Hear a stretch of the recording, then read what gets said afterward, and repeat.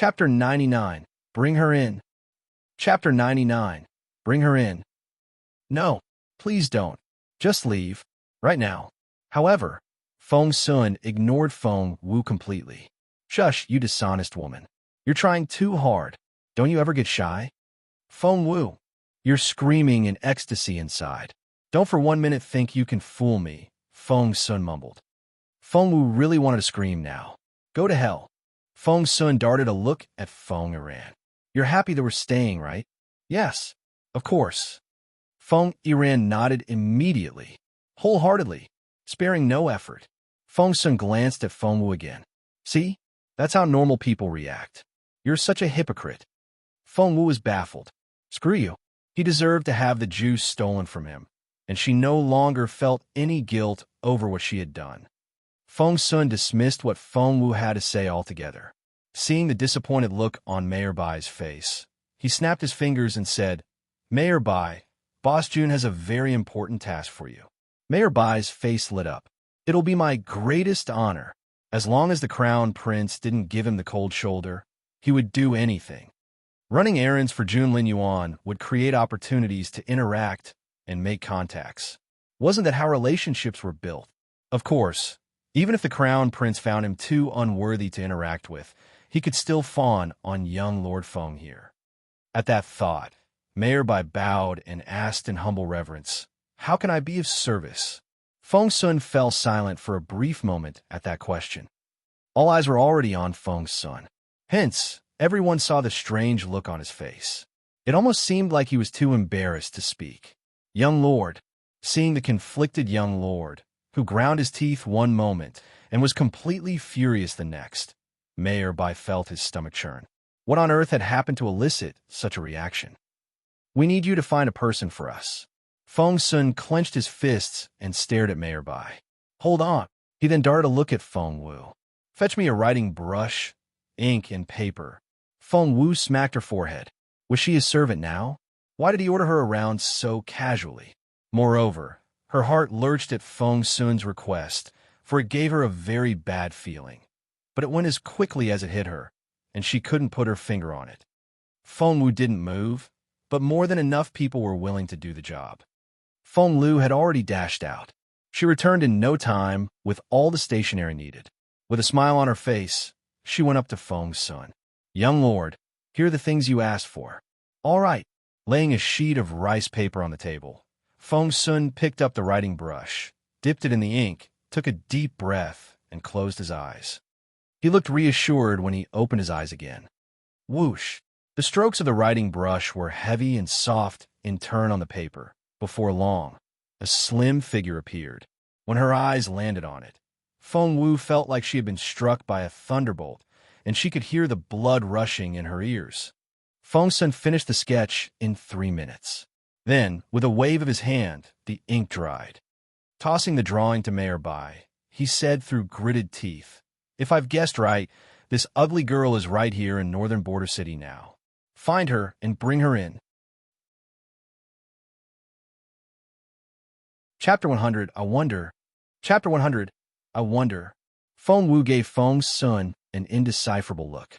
Taking that drawing, Mayor Bai examined it for a moment and said, after some consideration, I see that she's not very good-looking. Feng Sun smirked. Not only is she ugly on the outside, she's repulsive on the inside as well. I'm going to chop her pieces when I catch her. Picking up a random stone, Feng Sun tightened his grip, and the stone was pulverized. Seeing the crumbs drop from between Feng Sun's fingers, Feng Wu's heart lurched. Carefully rolling up the paper, Mayor Bai put it away in his sleeve, then cupped his fists at Feng Sun. Young lord, rest assured that I will find this girl ASAP and bring her to justice. Feng Sun nodded. It's just that, after some hesitation, Mayor Bai decided to ask a question. I was wondering if you could tell me a little bit about this young woman's crime, and maybe her name? It would make my job so much easier. Feng Sun gritted his teeth. Her name? Huh. Feng Wu's stomach lurched. Shit. She hadn't given it much thought when she met Feng Sun and gave him the first name that came to mind. Feng Xiaowu. Feng Xiaowu and Feng Wu. The two names were so close that with a little imagination, Feng Sun would probably make the connection. No, that was not good. Not good at all. If Feng Sun found out that she was the ugly girl who tricked them and stole that immortal spiritual fruit from them, Feng Wu couldn't begin to imagine how furious Feng Sun would be. Anxiety ate at her. However, Feng Sun only snorted. Forget her name. It didn't sound like a real one in the first place. She was never going to tell us what she was really called. He went on with a smirk on his face. She stole something very important from us. She's just a despicable thief. Keep this in mind. We want her alive. I'll skin her myself. She'll wish she was dead. Seeing the serious look on Feng Sun's face, Feng Wu quietly took a step away from him. Mayor Bai couldn't help but give Jun Linyuan a glance, then gave Feng Sun a wry smile. I'm afraid it won't be that easy, young lord. She was able to steal from you when His Royal Highness was around. She must be a very capable thief. With what she can do, I don't think Northern Border City is well equipped to apprehend her. Mayor Bai's words gave Feng Sun a very conflicted feeling. How was Feng Sun supposed to tell the mayor that the thief who stole the fruit was an ordinary girl without talent who had no cultivation whatsoever? How could he bring himself to say it? However, Mayor Bai knew none of that. Instead, he kept on asking, what exactly is this thief's specialty? Young lord, please enlighten us. Feng Sun blushed, then blanched.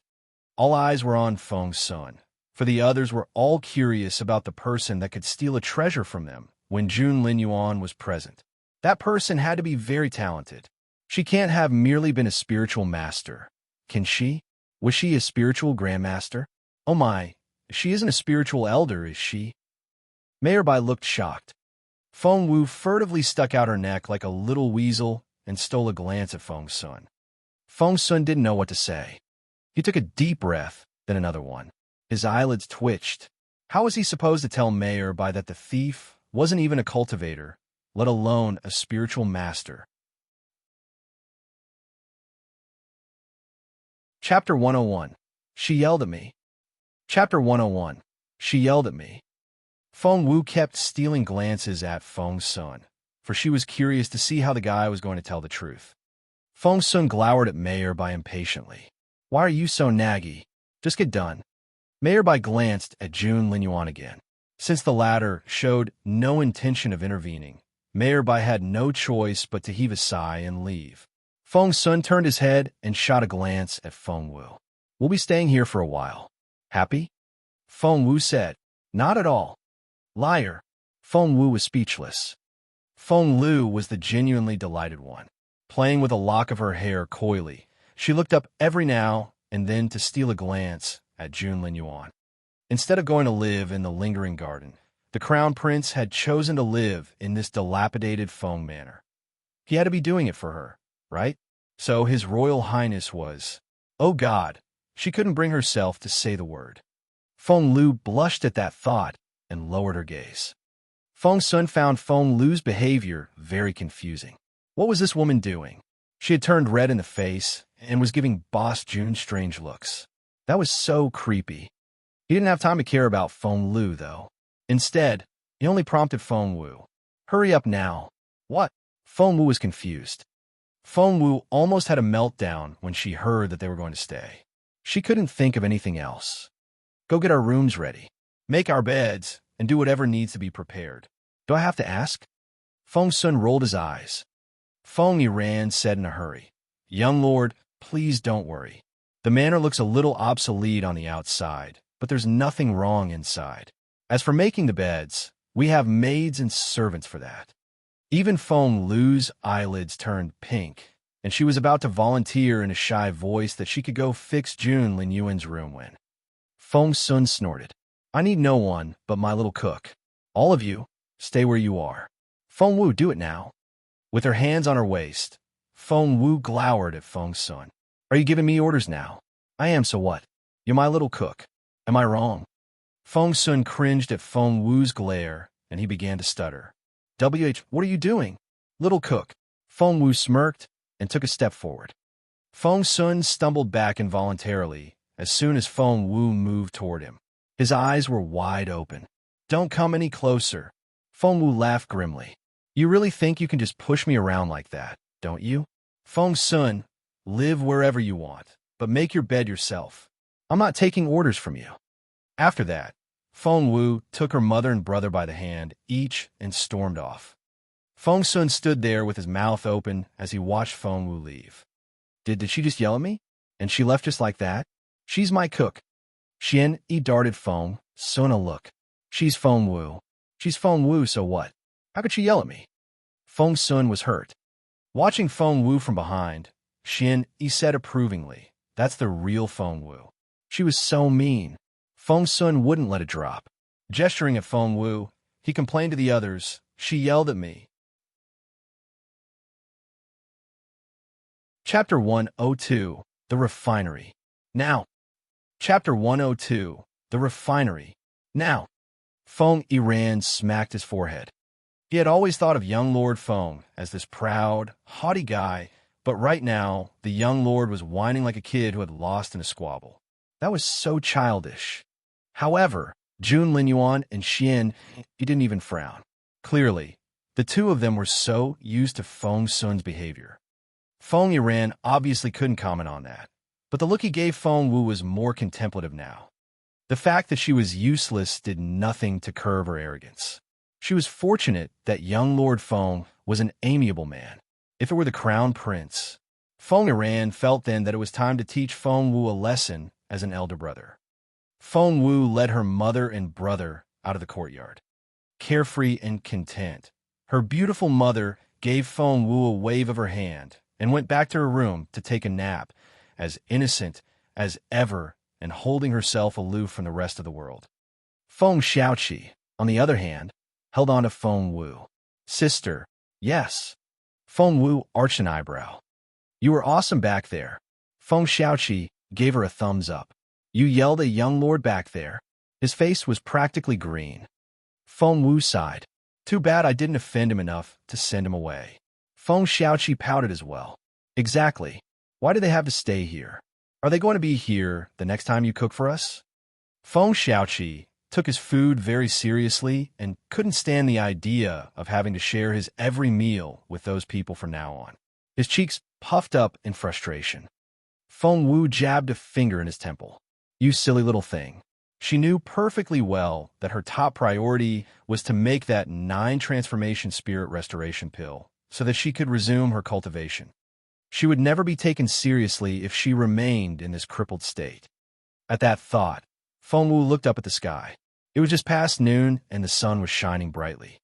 After whispering something in Feng Xiaoqi's ear, she patted him on the shoulder. Do you know what to say if they ask about me? Yes. Feng Xiaoqi nodded solemnly. Once that was settled, Feng Wu did a run-up and hopped onto the wall. Then, with a push of her right hand, she jumped over the high wall and disappeared out of sight. Feng Xiaoqi clenched his fists. His sister had just told him that she would find a way to resume her cultivation after today, so he would do all he could to cover her tracks for this afternoon. Feng Wu landed lightly on the ground once she was on the other side of the wall. She stood there listening carefully for a moment. After making sure that she heard no other sounds, she smiled a little.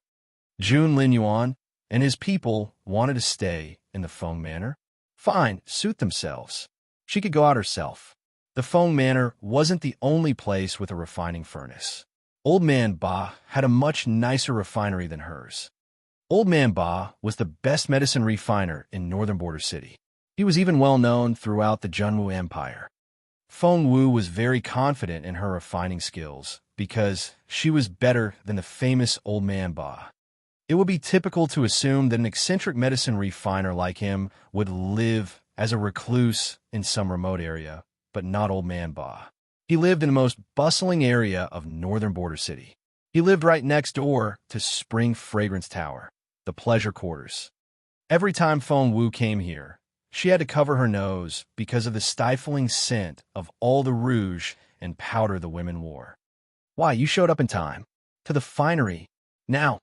Old Man Ba rushed out wearing clothes made from coarse materials as soon as Feng Wu stepped in. He grabbed Feng Wu by the wrist.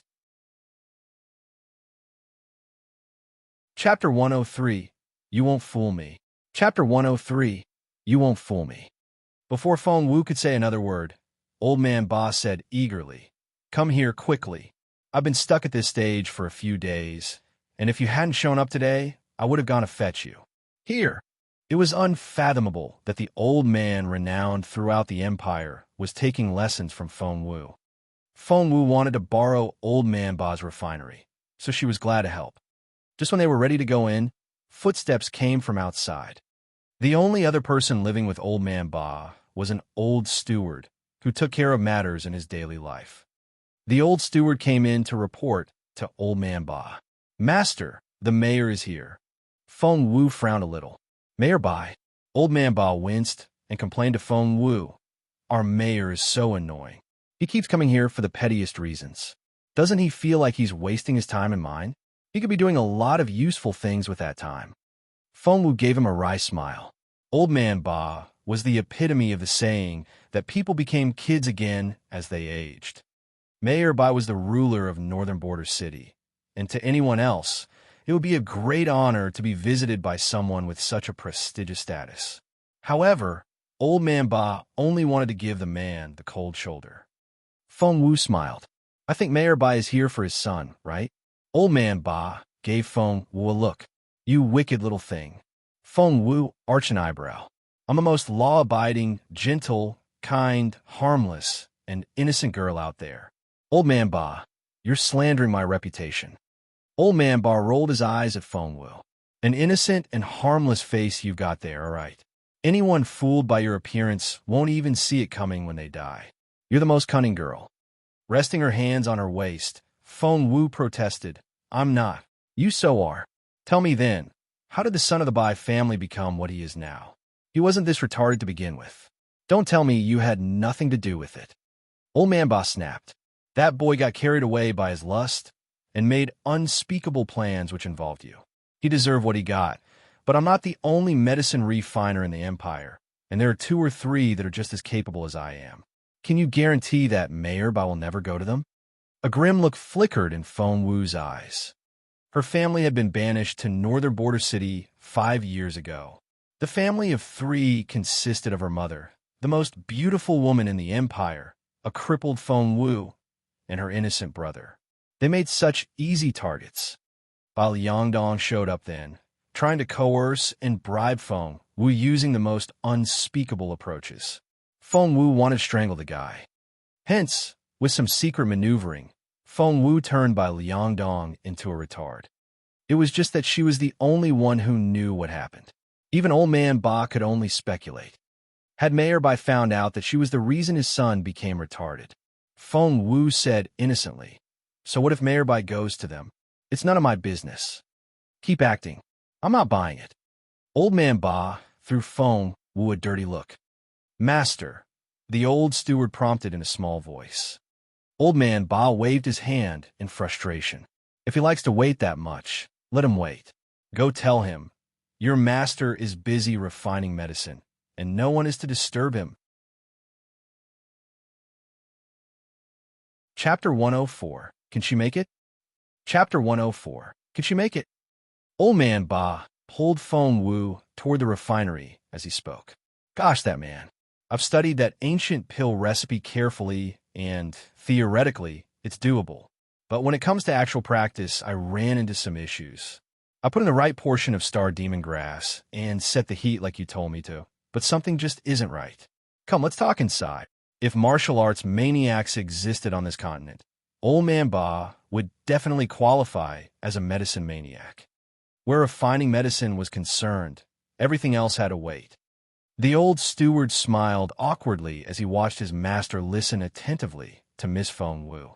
If word got out, no one would believe that a prominent medicine refiner like Old Man Ba would be taking advice from the so-called useless Miss Wu. Even less people would believe that not only didn't Miss Feng Wu find it strange, she was also coming up with all this convoluted jargon while Old Man Ba listened attentively and nodded appreciatively. It was such a weird picture. The old steward shook his head and gave a wry smile. It seemed that Mayor Bai would be waiting for some time. What had been bothering Old Man Ba wasn't that difficult a problem. He understood all of a sudden after a brief explanation from Feng Wu.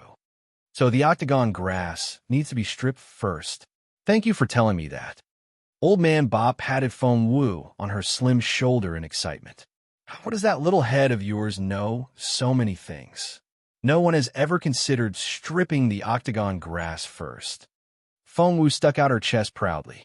She did have the most excellent and beautiful master in the whole continent. After all, her beautiful master knew so much more than refining medicine.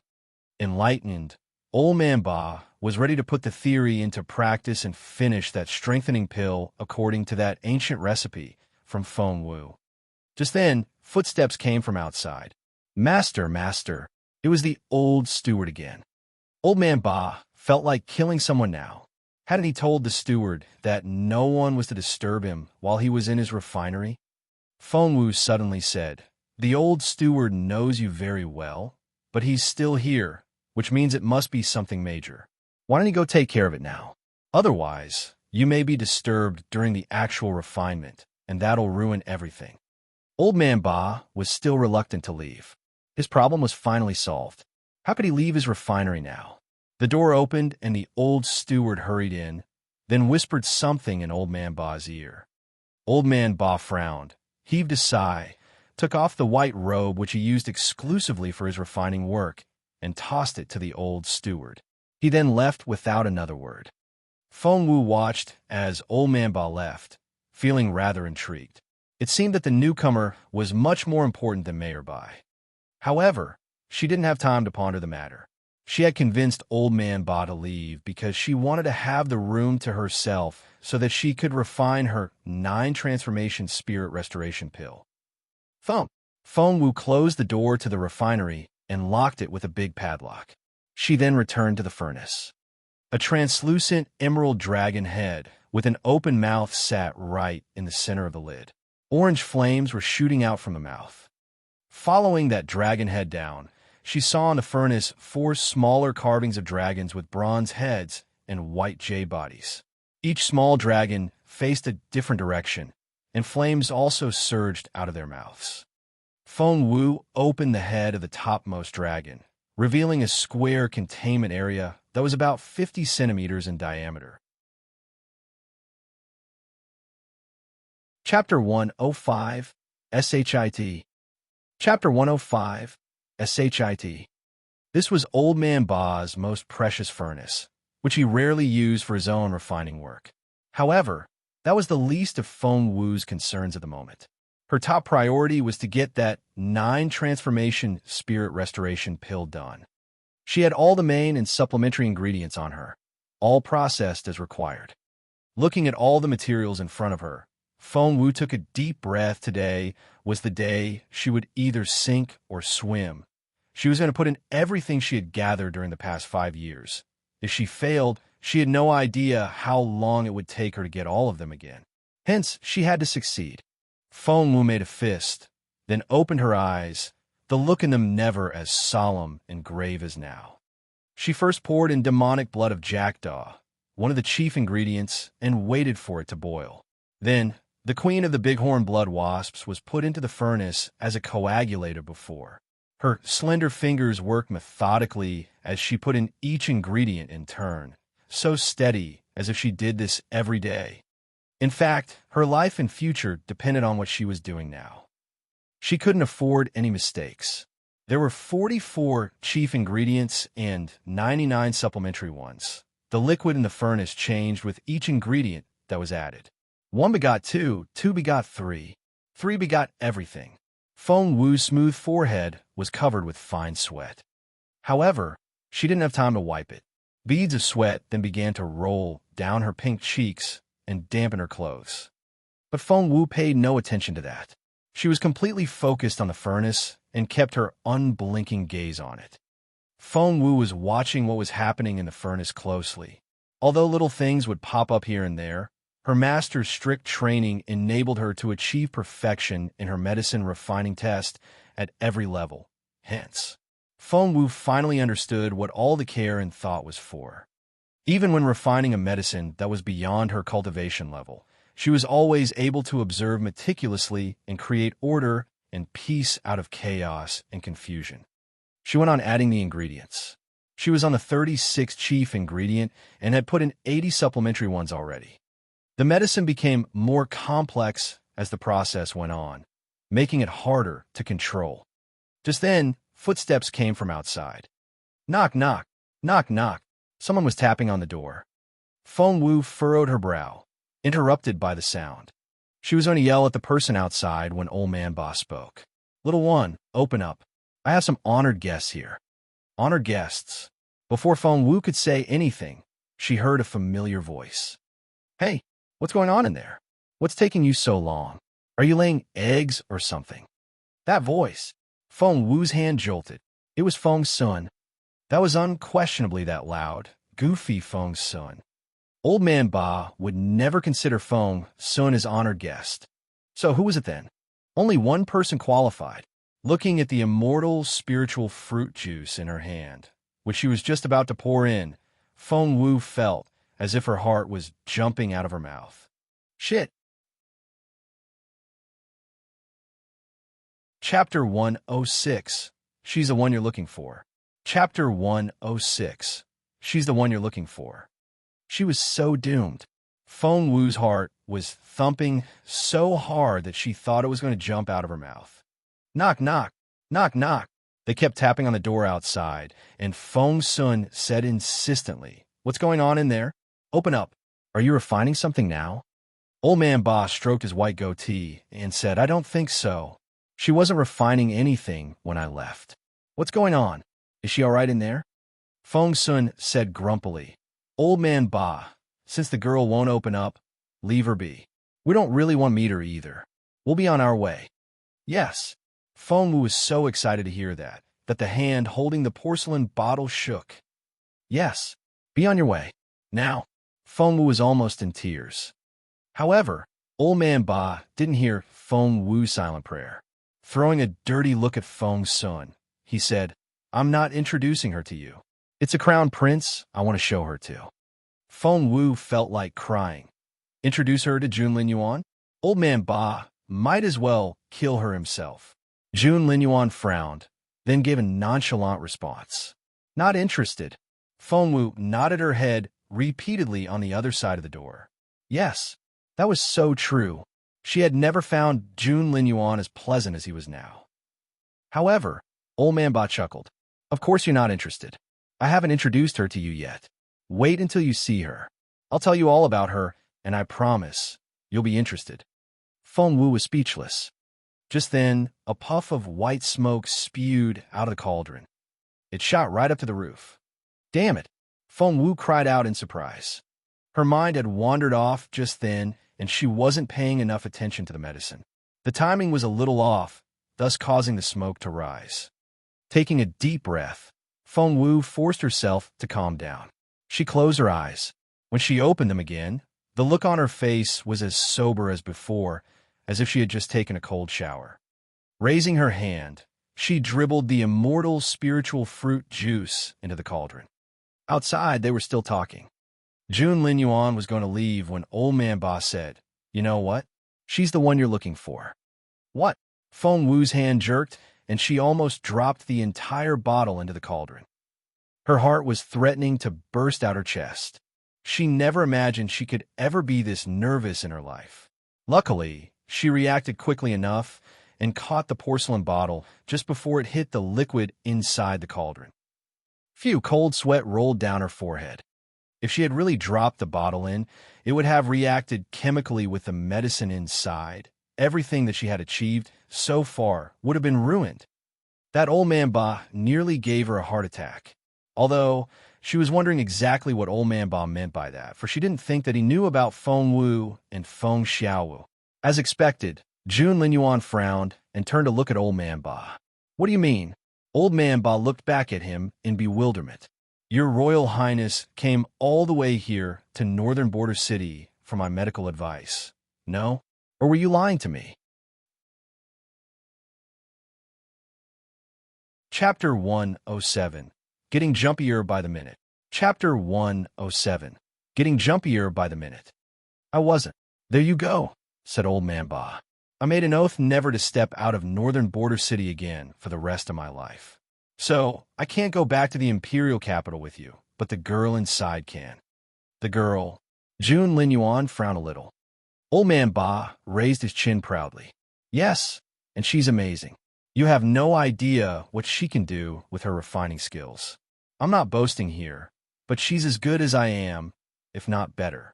I would go so far as to say that she's good enough to be my teacher. June Lin Yuan obviously didn't believe him. It's true, old man Ba snapped. How can you not believe me? The girl's refining skills are unmatched in the Junwu Empire. Anyway, she's the best refiner I've ever met in my life. Feng Sun smirked. Master Ba, can you even convince yourself? I'm not lying.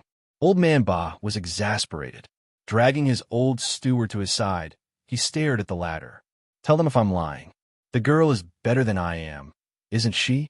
She gave me instructions for that strengthening pill earlier. How can you people not believe me? The old steward nodded with a wry smile. It's true. Feng Sun snorted. I don't buy it. How can someone as awesome as that remain anonymous in Northern Border City? And how come we've never heard of her? And it's a she? Who on earth is this girl? I'm curious.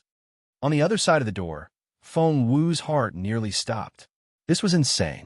She was refining the 9 transformation spirit restoration pill, which was more difficult than anything she had refined before. She was working on something beyond her cultivation level while being tormented mentally. It was almost too much to handle all at once. Old man Ba was going to blurt out Feng Wu's name, but decided against it when he recalled how unconvinced June Lin Yuan and Feng Sun were. You're curious now? Raising his chin, old man Ba darted a haughty look at them. Do tell. Feng Sun glared at him.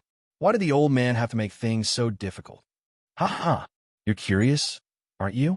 Well, I'm not telling you. You can guess all you want. Old man Ba gloated. I promise you that the girl is a saint-level medicine refiner. As long as you can get her to the Imperial capital, she'll definitely cure the person you want to save. The ranking for a medicine refiner went from junior, intermediate, senior, master, and grandmaster saint. Old man Ba was capable enough to establish a sect of his own, meaning that he was a grandmaster himself. However, what did he just say? Even June Lin Yuan looked a little shaken. A saint-level medicine refiner. Absolutely. Old man Ba nodded solemnly. She's a very big fish in a very small pond here. A place like Northern Border City will never be enough for her. She's destined for somewhere as grand as the Imperial capital. To be fair, old man Ba said what he did out of genuine concern for Feng Wu. If she were to build connections with influential people, Emperor Junwu was definitely at the very top of the list. June Lin Yuan, on the other hand, was second only to the emperor, but would eventually become the top himself. If Feng Wu could build a connection with June Lin Yuan, she would be set for the rest of her life. Hence, he was going to introduce Feng Wu to June Lin Yuan. After she saved the person June Lin Yuan wanted to save, he would owe her for as long as she lived. However, old man Ba didn't know about the complicated relationship between Feng Wu and June Lin Yuan. Listening to the conversation outside, Feng Wu was getting jumpier by the minute. Chapter 108. Oh no. Chapter 108. Oh no. The training she received in her former life as a secret agent came in handy at that moment. Thanks to her tough mind, Feng Wu was able to successfully add in the last chief and supplementary ingredients as cold sweat soaked her clothes. Finally, she put the lid back on the cauldron, sealing everything in. When the white smoke finally dissipated, a faint fragrance seeped out through the tiny openings on the cauldron. It smelled so nice. A look of delight flickered in Feng Wu's eyes. After refining medicine for so many years, she could tell that she stood a very good chance of successfully refining this 9 transformation spirit restoration pill. However, anything could happen at the last minute. So, she couldn't relax just yet. Outside, they were still chatting. Those people hadn't left and were standing just outside the door. That wouldn't do. Feng Wu's heart sank. How was she supposed to leave if they didn't? Was she going to have to wear a disguise again? Her eyes lit up all of a sudden. She remembered that old man Ba had once had an accident during a refining job, when an explosion almost burned him to a crisp. His face had been covered in black ash, so that he looked like he had just taken a charcoal bath. That time, she mentioned in passing that Old Man Ba should have an extra door in the refinery as an emergency exit. So, had Old Man Ba taken her suggestion? Feng Wu looked around the room and searched for it. From what she knew of Old Man Ba, he was always willful, which meant that the door would be placed somewhere in plain sight. So, on the other side of the door, Jun Linyuan frowned at that moment. "What's wrong?" Feng Sun asked curiously. Still frowning, Jun Linyuan darted a look at Feng Sun. "You don't smell that." "Smell what?" Feng Sun was confused. "Immortal spiritual fruit." Jun Linyuan gave a straightforward answer. "What? Immortal spiritual fruit?" Feng Sun almost jumped up, and he raised his voice. "The smell of immortal spiritual fruit? As in the juice of the immortal spiritual fruit? Where is it? Where?" Feng Sun didn't care all that much for the juice, but it had been stolen by that ugly girl. That was to say, if they found the juice, there was a high chance that they would find Feng Xiaowu. Feng Sun followed Jun Linyuan's gaze. The guy was frowning at the closed door in front of them. Pointing at the door with a shaking finger, Feng Sun asked, "In there? The smell of the juice is coming from there? Is that right?" Frowning, Jun Linyuan nodded curtly.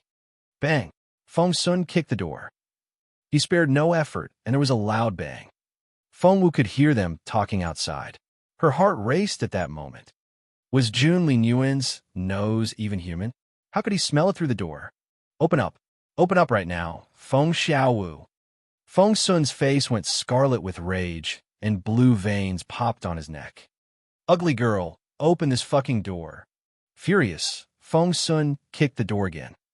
Old Man Ba watched him, open-mouthed. What was going on? Plus, are you sure you've got the right person? That girl isn't ugly at all. Old Man Ba looked at Feng Sun, bemused. No one could ever call Feng Wu ugly. If she was ugly, everyone else apart from her mother would be hideous. Old Man Ba's stomach lurched as soon as he said those words. Oh no.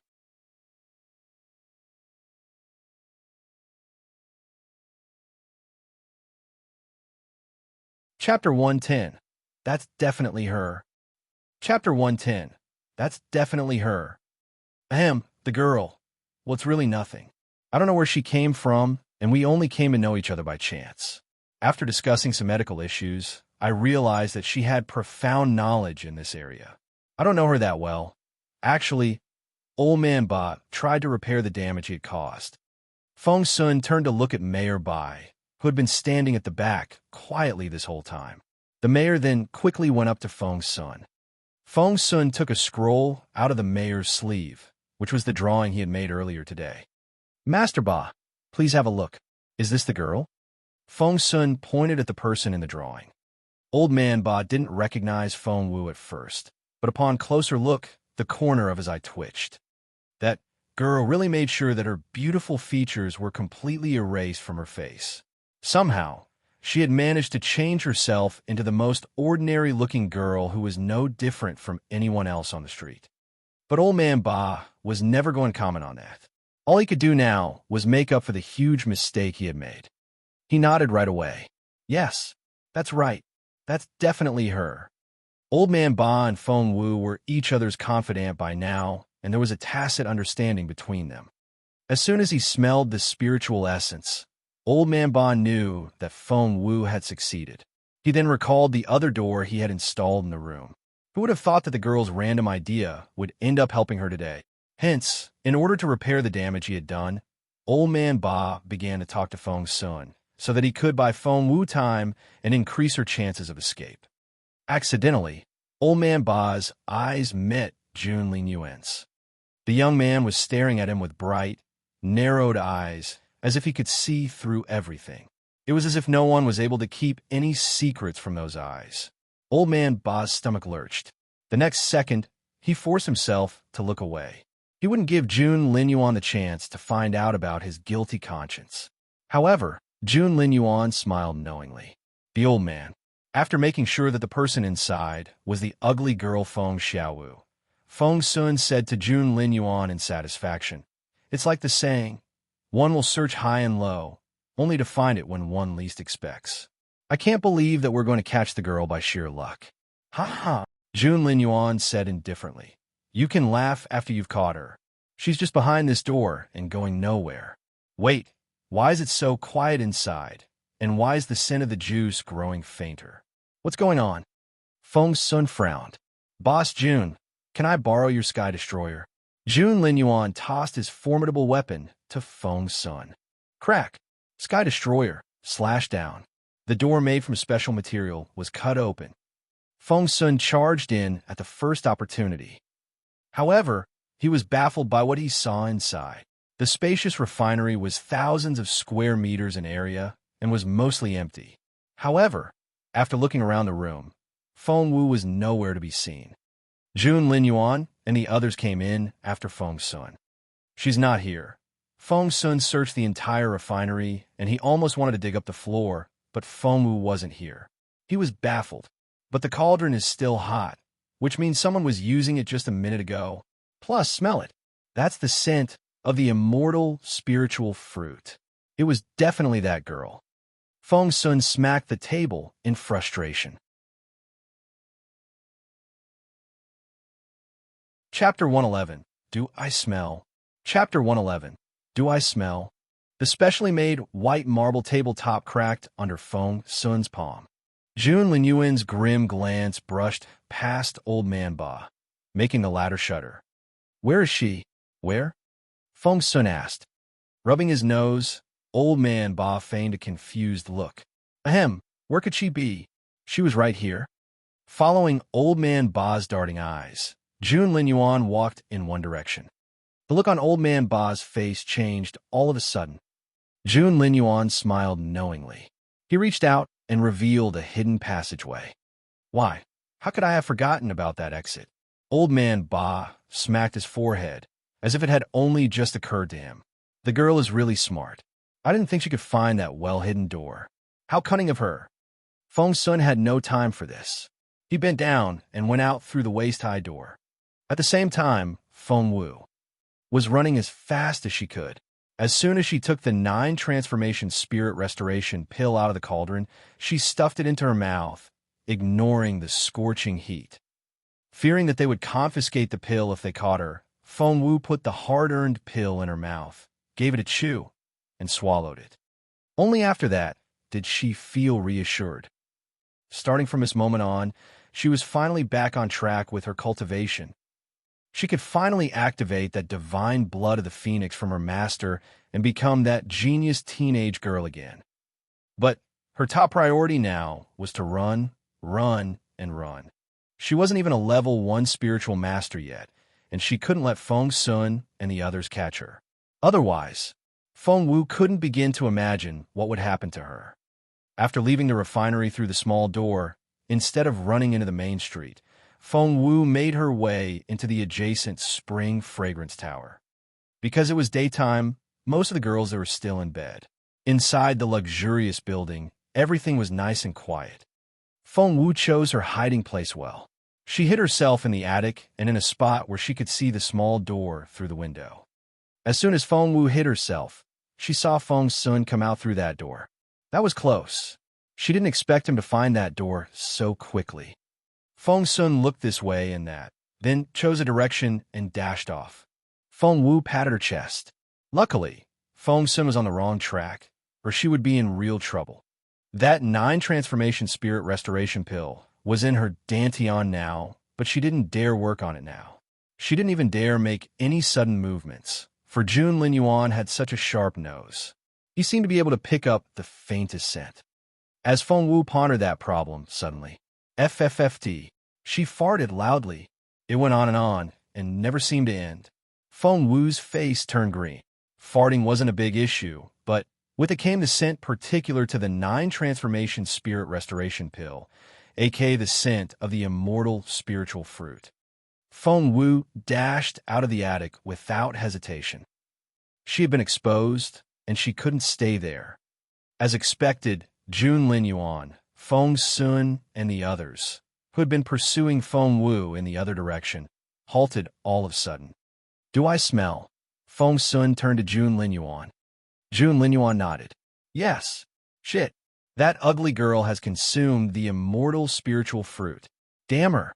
Feng Sun's eyes widened in fury. We can't let her escape. Let's go, while the smell still lingers. Chapter 112. Feng Sun's face turned green. Chapter 112. Feng Sun's face turned green. Taking a few sniffs, Feng Sun turned around and charged in the direction of Spring Fragrance Tower. Feng Wu had chosen Spring Fragrance Tower in the first place not only because of how close it was, but also for the strong smell of rouge and powder. Even if it couldn't completely disguise her scent, it would still work as a wonderful cover. However, when she looked over her shoulder and saw Feng Sun headed directly for Spring Fragrance Tower, she knew she had no time to leave the building. Her only choice was to run into the first room she could find. At the same moment, Feng Sun burst into Spring Fragrance Tower. Jun Linyuan, Xian Yi, and the others, on the other hand, stood at the doorway and watched. Feng Xiaowu, get down here. Without another thought, Feng Sun ran in the main hall, stood on the stairs, and began to shout in every direction. It wasn't that he didn't want to drag Feng Xiaowu out, but the entire building was filled with the strange scent of the spiritual essence, and he couldn't tell where Feng Xiaowu was. Instead of finding Feng Wu, his loud voice woke up all the girls in the building. Who's yelling? Do you not know what place this is? Spring Fragrance Tower doesn't open for business until after dark. A bare-shouldered, gorgeous woman stuck her head out from a window upstairs and shouted at Feng Sun. The first floor of Spring Fragrance Tower consisted of just a spacious hall with a curved staircase in the middle, and all the rooms were on the upper floors. After the gorgeous woman bellowed in frustration, her sleepy eyes suddenly opened wide and her face lit up. Immediately after that, she cried out, "Oh my God, the cutest guy is here in the main hall. Girls, get up." Someone mumbled in the room next door, "Shoo, Sister Chun, I'm trying to sleep here." "Sleep later. You don't find such a good-looking guy every day. Get your titties ready." The people of Northern Border City were indeed as tough as they were said to be, and the Madam of Spring Fragrance Tower was no exception. That successfully frightened Feng Sun. Sister Chun's words carried weight. Shortly afterward, girls began to show up at different windows, still half asleep. Why, Sister Chun was right. He's cute as a button. Look, he's blushing. Young men are indeed so energetic. It's my turn to have a good time.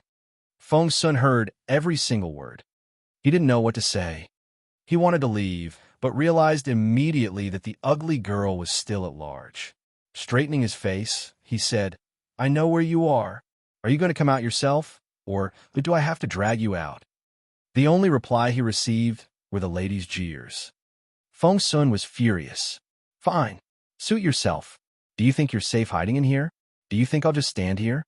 Well, I'll show you what I can do." He quickly ran up the stairs after that. He pushed the first door on the second floor open. "Young man, are you here for me?" "Well, I like fresh young faces like yours the most." After that, Sister Li Hong threw herself at him. Feng Sun's face turned green.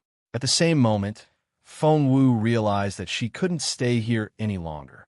Jumping out of the window, she did a nimble backflip with her legs hooked over the upper bar of the window and leapt onto the roof. Hopping deftly from one roof to another, she landed in the back alley of Spring Fragrance Tower. Then, climbing up onto another wall, she jumped into the neighboring courtyard. Chapter 113. Would it kill her to wait? Chapter 113. Would it kill her to wait? Feng Sun pushed the sister away, then scanned the room with his eyes. No one else was there, so he promptly left. He kicked open the next door down the corridor. Before the girl in the room could say anything, Feng Sun bellowed, "Stay where you are and don't move." He left the room in disappointment after a thorough search. He went on to the next one and the next one. After turning the entire place upside down, the smell of the immortal spiritual fruit juice was mostly gone, but Feng Sun still couldn't find Feng Wu anywhere. How could that be? They had sensed her presence only a moment ago. Feng Sun frowned. It was only then that he realized something wasn't right. Rushing out to the main hall, Feng Sun called out to Jun Linyuan. "Boss Jun, She's not here. I see. Jun Linyuan nodded calmly. What now? Feng Sun scratched his ear anxiously and jumped around like a monkey. We let her slip through our fingers. Does that F in her surname stand for flee? Jun Linyuan narrowed his eyes, the look in them indecipherable. He then gave a one-word reply. Wait, wait. Feng Sun, who had an impatient disposition, was almost jumping in place. But we can't afford to wait. The scent of the fruit will only get fainter, and we're surrounded by busy streets. She can easily hide herself in the crowd and disappear. It'll be much harder to find her again. Jun Linyuan only shook his head, looking undisturbed. We won't lose her. Boss Jun, you mean? Jun Linyuan didn't say anything, but Xianyi replied, We're not waiting for the girl to come to us, but for her to release the scent. Feng Sun smacked his forehead, looking enlightened. I see. She took that juice, and before she could digest it completely, her body will keep releasing waste gas, and that gas will smell like immortal spiritual fruit. Ha ha, you're right. Let's wait for her to fart again. Jun Linyuan didn't say anything. How long do we have to wait? Feng Sun couldn't stand still. He had always been one to hurry, and had never felt as anxious as he did now. There, Jun Linyuan spoke all of a sudden. Feng Sun's nose was obviously not as sharp as Jun Linyuan's, but with that prompt, Feng Sun sniffed around and detected the change in the air. That's right. It's indeed the smell of the fruit. It's coming from the northeast. Let's go. He then dashed off at the speed of light and was soon out of sight. Xianyi ran in the other direction in order to outflank Feng Wu. I'm going with him.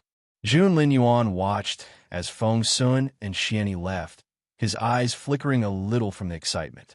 However, instead of hurrying off after those two, he strolled around as if he was taking a walk. It seemed that he was confident of his victory. Right now, Feng Wu's face had practically turned green. She really didn't know. She had no idea that the 9 transformation spirit restoration pill came with the side effect of farting. Had she known, she would never have eaten it. Would have killed her to wait. She might as well be running around with a billboard saying, I'm here on her head.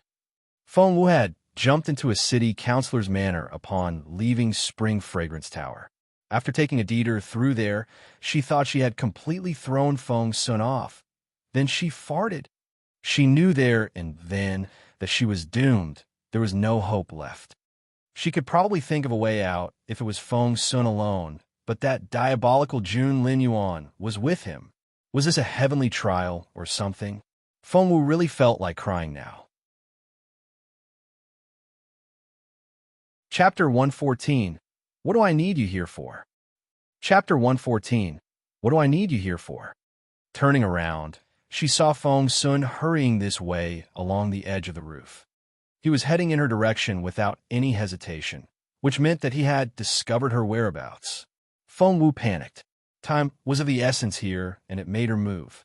After running across the manor's garden, she jumped on the walls across several streets before landing in an alley. No, she couldn't go on like this. They would be on her in no time. She had to come up with a plan. The best quality Feng Wu had was that she was able to keep a cool head in the most pressing situations. Looking around, she spotted a young beggar sitting against a wall. An idea struck her. She began to put on a disguise again, changing into coarse clothes and smearing dirt all over her face. She turned herself into a filthy little beggar in a matter of minutes. She hoped that the stinky beggar clothes would cover the smell of the immortal spiritual fruit. Standing in a busy street, Feng Sun tried his best to sniff the air. However, the smell was too faint to detect now. Feng Sun frowned and looked anxious. As a matter of fact, Feng Wu was sitting in a corner against a wall less than 10 meters away from him. Her hair all tangled and her face dirty, she sat there cross-legged on the ground, basking in the sun with a cracked bowl in front of her. She looked exactly like what a beggar was supposed to look like. Lowering her eyelids, she would steal glances at the frowning Feng Sun, feeling both nervous and excited. She had barely sat down when Feng Sun arrived, which was frighteningly fast. He would have caught her already if she wasn't in disguise. Feng Sun didn't even look at the little beggar in the corner. As he looked around, the frown on his face grew bigger. Just then, another person arrived. "Have you found her?" Xian Yi asked with a frown. Feng Sun looked pissed. "I came here directly, following that smell. I should have caught her by now, but I can't smell anything." Xian Yi's eyebrows were tightly knitted together. "I came from the other side. I thought that if the girl got away, I could outflank her, but I didn't see anyone. Where's Boss June?" Feng Sun asked. "There."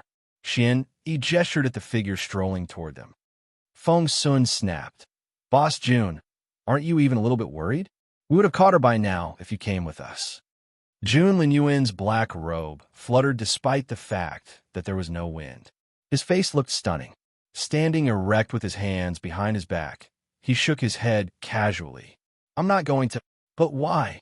Feng Sun was exasperated. Jun Linyuan darted Feng Sun a look with his bright eyes. "If you need me to catch a useless girl with zero cultivation, what do I need you here for?" Feng Sun didn't know what to say to that. He couldn't believe that after having been tricked by the useless girl once, he let it happen again. It seemed that she was getting away from him as they spoke. Feng Sun had never felt this humiliated in his life. "Fine. I know Boss June is trying to make it a fair game here. I can't believe what's happening. Xian Yi and I are definitely going to catch that girl." Feng Sun's eyes darted around, and he finally spotted the little beggar this time. He headed right that way at lightning speed and grabbed Feng Wu when he drew close. "I know what to do." Feng Wu panicked. She was going to spring up and run, but before she could do so, Feng Sun caught her by her wrist. Chapter 115. She really hated to trick Feng Sun again, but... Chapter 115. She really hated to trick Feng Sun again, but... Looking at her wrist, Feng Wu almost burst into tears. She had been in such a hurry that she only had time to put makeup on her face. As a result, she was still fair-skinned from her wrist down. Luckily, Feng Sun only grabbed her sleeve for a second before throwing off her hand. "Gosh, that's filthy." Feng Wu heaved a sigh of relief inwardly. It didn't seem that Feng Sun had recognized her. Indeed, he hadn't. Staring at Feng Wu, Feng Sun asked, "Hey, I need to ask you something. I want only honest answers." Feng Wu, the little beggar, looked up at Feng Sun with a frightened look on her face, wishing that she could grow wings and fly away from him. "See these gold coins? You could buy a lot of steam buns with them." Tossing a handful of gold coins into Feng Wu's lap, Feng Sun asked in a cajoling tone, "Ready to answer my questions?" Feng Wu didn't make a sound. Holding the gold coins in her hands, she grinned like a little miser, for all beggars should look like that when hit with a bunch of gold coins. Glaring at the little beggar, Feng Sun asked, "Have you been sitting here the whole time?" Feng Wu, the little beggar, nodded. Feng Sun immediately took out the portrait he drew for Mayor Bai and showed it to the little beggar. "Have a look. Did you see this person pass by?" Under all the dirt and makeup, Feng Wu's cheek twitched a little when she saw the drawing. Had she seen the person? Of course she had. The person is standing right in front of you, young Lord Feng. The only thing Feng Wu could think of at that moment was that if Feng Sun found out about this one day, that this little beggar here was the Feng Xiaowu he was looking for, she seriously thought that Feng Sun would strangle her himself. She hated to trick Feng Sun again, but why did he keep jumping into her traps? Sigh. Taking a deep breath, Feng Wu looked at Feng Sun with her clear big eyes.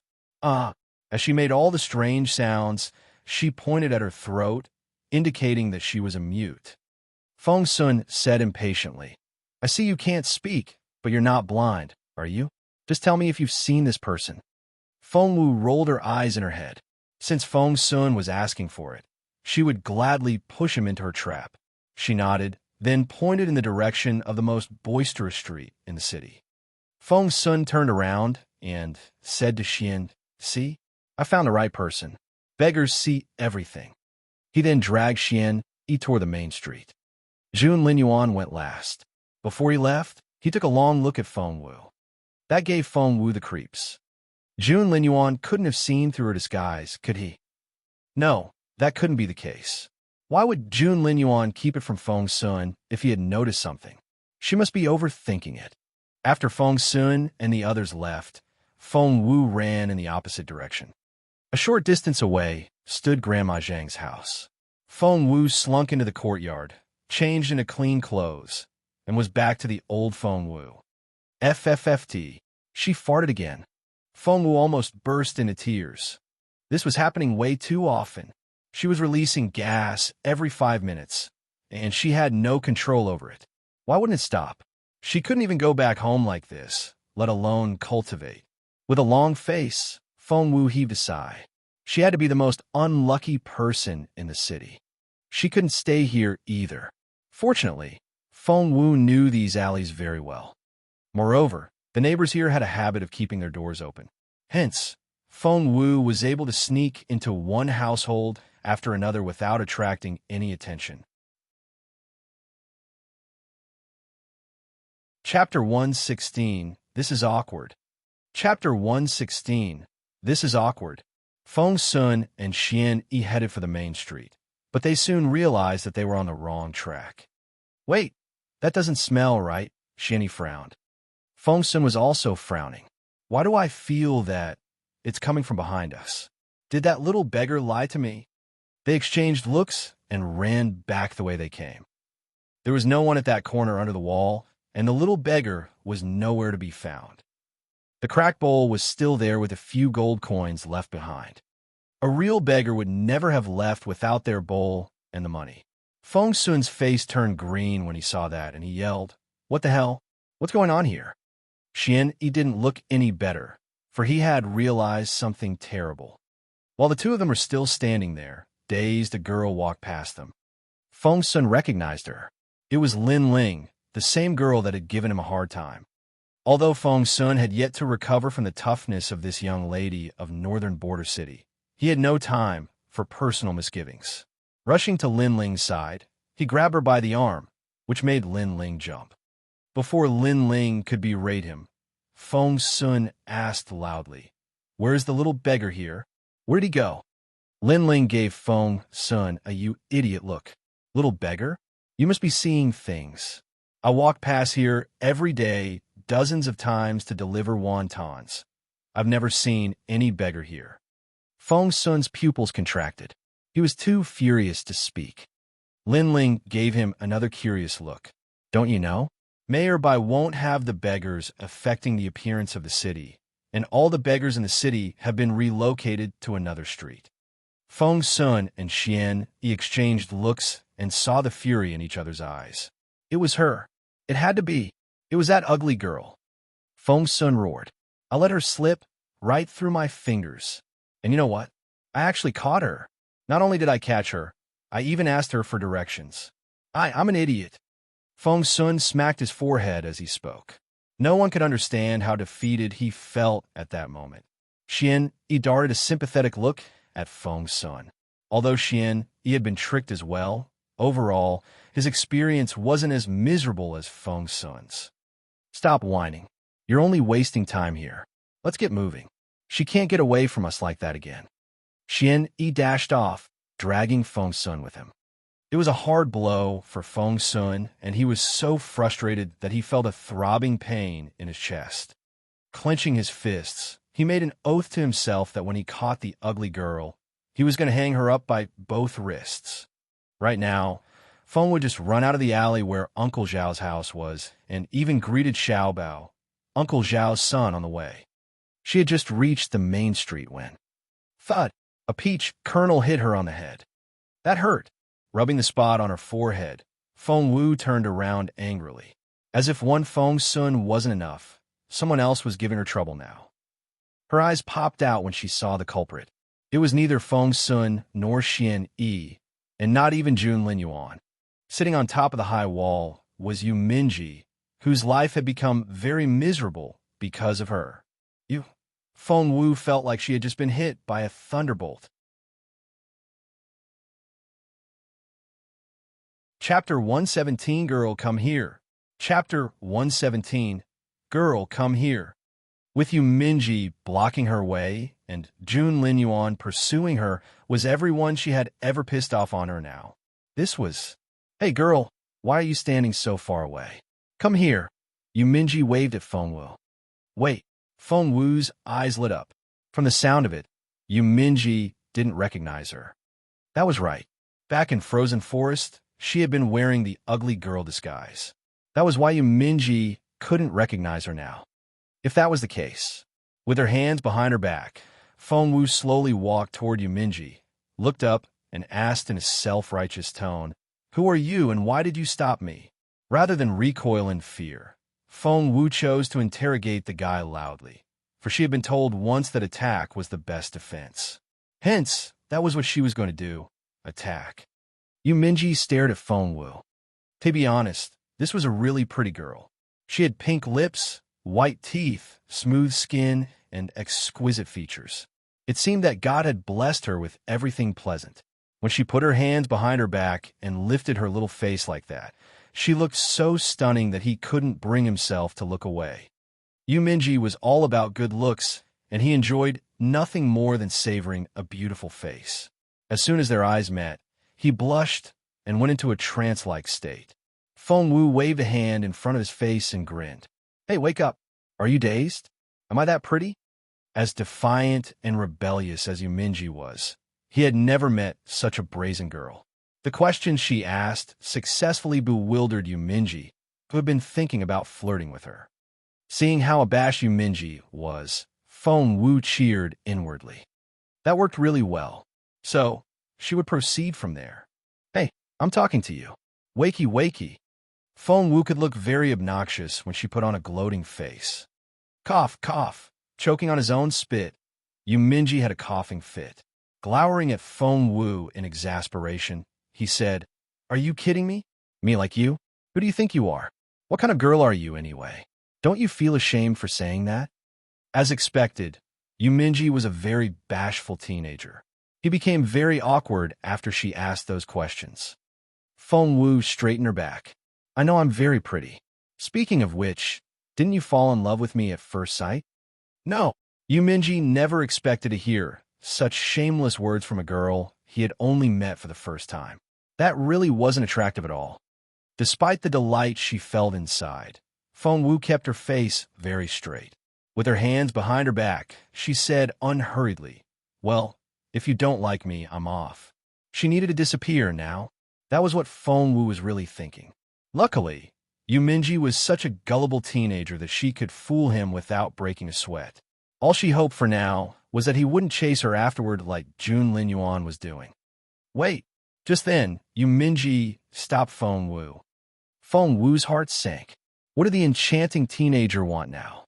Feng Sun was gaining on her, and she was in a hurry to find a hiding place.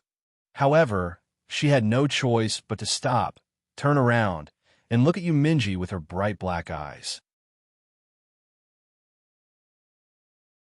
Chapter 118, Utterly Flustered.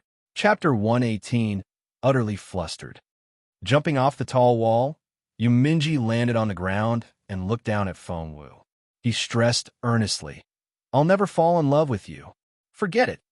Fengwu nodded without objection. "All right, I see. I've already forgotten about it. May I go now?" He didn't like her? Great. After he had made such a solemn declaration, Yuminji was vexed to see Fengwu reply so perfunctorily. How could she stay so calm? Other girls always looked heartbroken when he turned them down. He was such an excellent specimen of a human being that the girl couldn't possibly not like him. She had to be playing hard to get. Taking a deep breath, he pointed a finger at Fengwu and stressed angrily, "I have someone I like already, so stop flattering yourself." Fengwu nodded immediately. "I see. I won't. So anything else? Can you please say everything in one go?" Feng Sun was on her heels, and she was really in a hurry. That successfully baffled Yuminji again. Was she that eager to leave? Was he that repulsive? That was so frustrating. Yuminji smirked. "The girl I like is much prettier than you. I like you. In your dreams." Somehow, Yuminji just didn't want to let the girl leave. He wanted to talk to her. He had hit Fengwu's head with a peach kernel just then because from behind, he thought that she looked like the ugly girl that had tricked him in Frozen Forest. Now that they were standing this close to each other, Yuminji felt that her aura reminded him of that ugly girl as well. As a matter of fact, if her face was covered, Yu Minji might mistaken her for the ugly girl. Yu Minji was so angry when the ugly girl came to his mind. That girl made him miserable. Fine, fine, she's prettier than me. Wait, prettier than me? There's a prettier girl than me here in Northern Border City? That's impossible. Who is she? Can I meet her? Feng Wu's eyes lit up. Growing up, the only people that Feng Wu considered better looking than herself were her mother and her master. Oomph. Yu Minji snorted complacently. Why should I let you see her? Anyway, she's super gorgeous, and you'll only find yourself unseemly if you two meet. Therefore, forget it. She's my one and only goddess. Feng Wu was so intrigued to find out what Yu Minji's goddess looked like. Wow, really? There really is a girl prettier than I am? Who is she, and how did you two meet? Where is she now? Are you sure I can't see her? If I'm doomed to be defeated, the least you can do is convince me. Feng Wu was genuinely curious now. Yu Minji arched his straight eyebrows. How do we meet? Well, I met her only a few days ago in Frozen Forest. Not only was she brilliant, she was also kind, innocent, and gentle. And she looked, well, you're nothing compared with her. A few days ago, Frozen Forest. Feng Wu's eyes widened as her mouth fell open. What? You don't believe me? Yu Minji darted a look at Feng Wu. Feng Wu shook her head. No, I don't. Never. Look, she gave me these as a token of her love. Yu Minji took out 2 white porcelain bottles and waved them in Feng Wu's face. Feng Wu was utterly flustered. Chapter 119. I'm Feng Wu, as in Soaring Phoenix. Chapter 119. I'm Feng Wu, as in Soaring Phoenix. Weren't those the white porcelain bottles she threw at Yu Minji when she set him up? She was the reason that his feet bled and his eyes turned red and swollen. And what did he just call those bottles? A token of love? Was Yu Minji out of his mind? Aren't those the most common white porcelain bottles which you can find everywhere? Feng Wu's voice was so tiny that she could barely hear it herself. She really didn't know how to describe her feelings at the moment. She was aware of Yu Minji's goofiness, but she never realized that he could be this silly. Yu Minji threw a dirty look at Feng Wu, then announced proudly, How can you call them common? Are you blind? These are definitely a token of love. They say that good things always come in pairs. That's why she gave me 2. Just keep lying to yourself, Yu Minji, Feng Wu thought in resignation. The look Feng Wu gave Yu Minji now was very hard to describe. It was a mix of embarrassment, bewilderment, and confusion. But more than anything, she pitied him for his scant intelligence. Had she somehow damaged Yu Minji's head back there in Frozen Forest? Did he even realize what he was saying?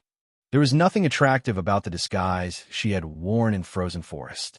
Plus, she had set him up, poisoned him, and nearly drove him to a mental breakdown. Yet the teenager had just told her. He had just called Feng Xiaowu pretty, kind, and a goddess? And those bottles had become a token of love?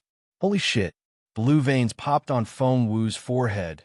The world, or Yu Minji, one of them had to have gone insane. Seeing that Feng Wu was trembling, Yu Minji looked at her curiously and asked in bewilderment, Why are you shaking? Are you cold? Ha. I am. It's freezing. Cold sweat covered her body, and Feng Wu felt so awkward. With no idea that the irresistibly pretty girl in front of him was the ugly girl he was looking for, Yu Minji went on talking. Given how proud he was, he couldn't stop bragging. My girl is pretty, gentle, and kind. She's nothing like you, all sharp-tongued and obnoxious. So, stop wasting your time. I'm never going to fall in love with you. Feng Wu rubbed her forehead. She might have actually been fooled by Yu Minji, had it not been for the fact that she was the girl in question. If Yu Minji found out the truth about Feng Xiaowu later, would he kill her when he remembered what he said today? Somehow, she was seriously considering the possibility of being killed. Feng Wu looked up at the sky in silence. So, can I go now? Feng Wu asked. She couldn't fight back her laughter much longer, and she feared that she might crack up at any moment. It was impossible to stop herself from giggling over what Yu Minji had been saying about her. Glaring at Feng Wu, Minji was going to let her leave, but after some thought, he still asked, "Hey, sharp-tongued girl, what's your name? Why do you want that now?" Feng Wu asked impatiently, "Are you going to get back at me later? I just want to know the name of the girl with a bigger ego than me." Minji rolled his eyes. Since she wasn't wearing a disguise, Feng Wu found it unnecessary to hold back that piece of information.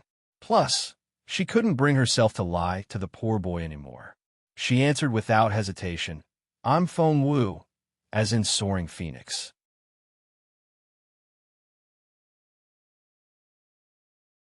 Chapter 120.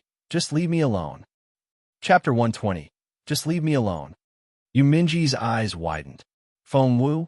As in that useless Feng Wu of the Feng family in northern Border City?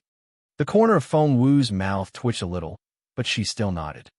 As in the useless Feng Wu, the former fiancé of Jun Linyuan. Feng Wu clenched her fists and nodded again. As in the fifth daughter of the Feng family, who was replaced by Zhuo Qingluan. Blue veins popped on Feng Wu's forehead. "Ha ha! So you're Feng Wu, the famous good-for-nothing." Feng Wu took a deep breath. Why had she even bothered to sympathize with Minji at all? She must have lost her mind. Turning away from Minji, Feng Wu stormed off. "Hey, wait." Minji followed her in a hurry. Feng Wu went on walking angrily. Minji walked by her side and would cast a glance at her every now and then. It seemed that the pretty girl was really... "Hey!" Minji poked Feng Wu in the arm. Feng Wu ignored him. "Are you angry? Like really angry?" Minji asked tentatively. Feng Wu kept on walking without any intention of slowing down. Of course, she couldn't stop. The consequences would be unimaginable if Feng Sun caught her. Walking side by side with Feng Wu and seeing the stern look on her face, Minji mumbled, "Hey, you're so narrow-minded. No wonder Jun Linyuan broke off the engagement. My goddess is really magnanimous. She'd never behave the way you're behaving now." Feng Wu smirked. "Your goddess? What's your goddess called?" That successfully silenced Minji. He said he was going to call her Ugly Girl, but after all the nice things he'd said about her, Ugly Girl didn't feel like the right nickname. Hence, he replied, her surname is Feng, and she's the fifth child in her family. So, she goes by the name Miss Five.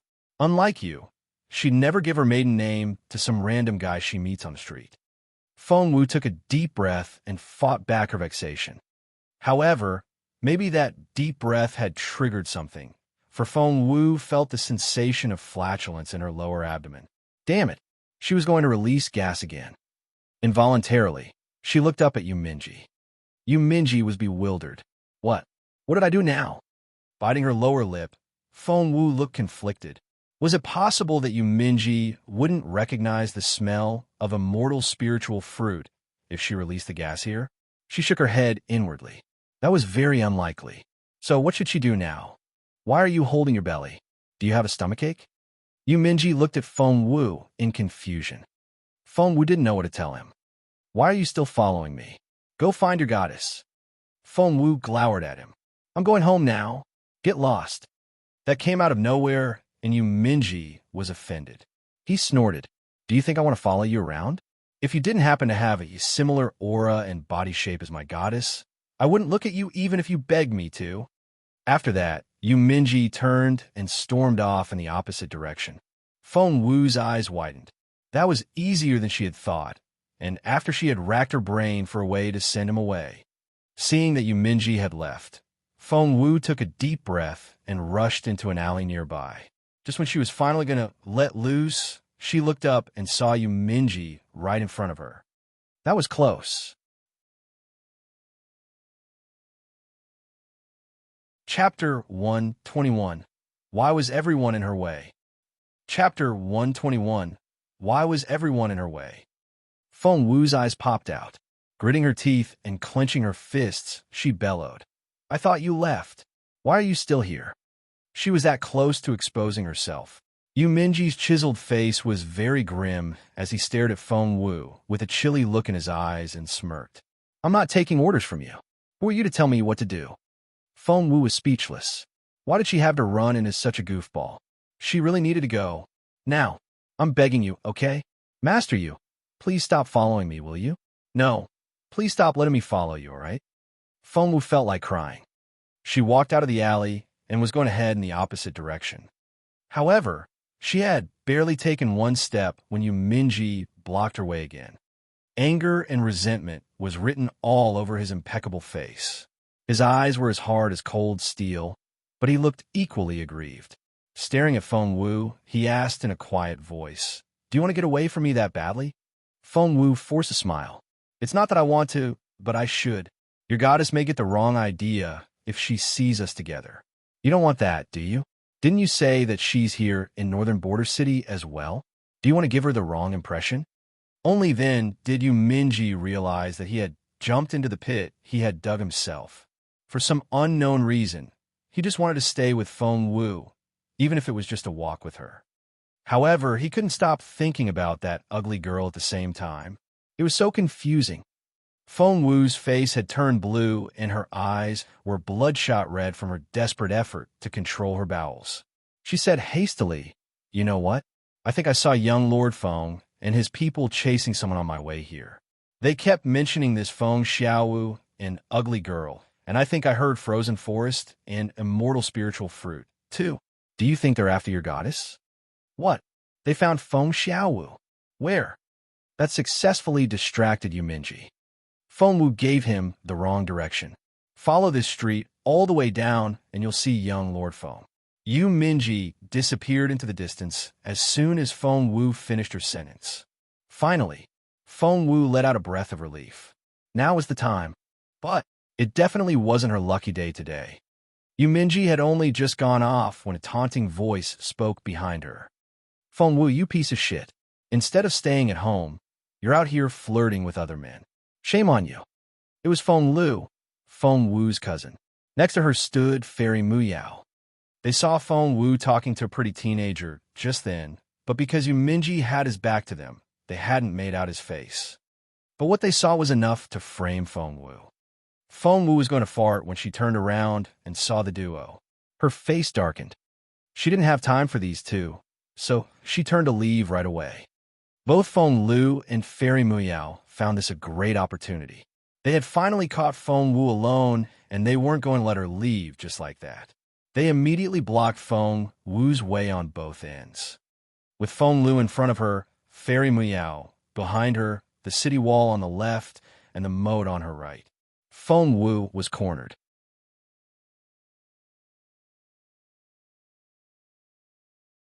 Chapter 122, Falling. Chapter 122, Falling. Crossing her arms, Feng Lu looked down her nose at Feng Wu, her attitude extremely arrogant. Fairy Meow was also sneering at Feng Wu. She seethed with anger as she scanned Feng Wu's charming posture and slim figure and recalled all the praises Feng Sun had sung of Feng Wu. Feng Wu narrowed her eyes. "What do you think you're doing?" Feng Lu smirked. "We saw everything. Don't you feel ashamed of yourself? A woman of such loose morals doesn't deserve a face like that." That reminded Fairy Muyao. Young Lord Feng wouldn't stop talking about how beautiful Feng Wu was, so much so that the crown prince had begun to notice her. Jun Lin Yuan would never marry her with someone as beautiful as Feng Wu around. Realizing that, Fairy Muyao flipped her hand to reveal a sharp dagger. Feng Lu frowned. "You're going to kill her? Isn't that a little too much?"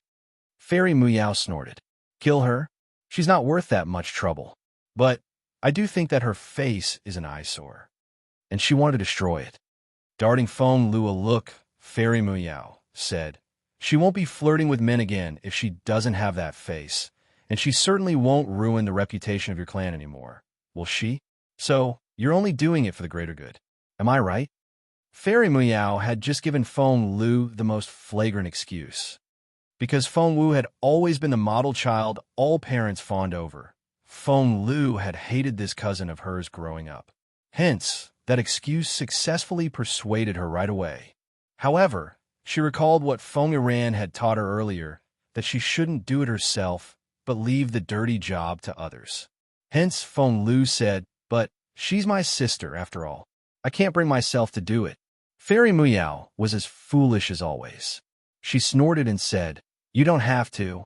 Just promise me you won't tell another soul."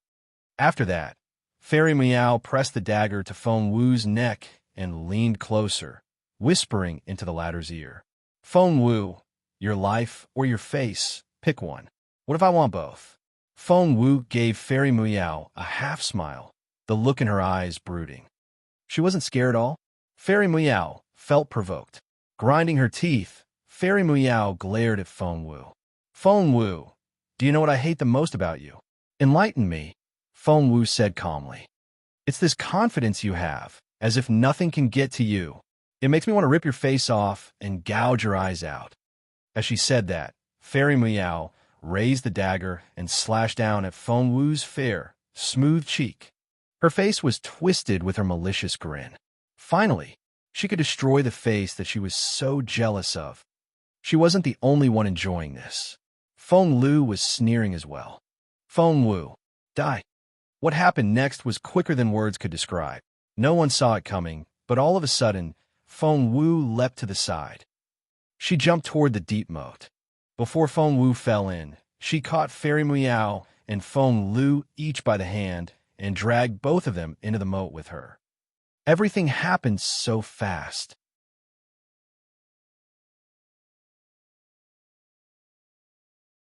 Chapter 123. Let go of me. Chapter 123. Let go of me.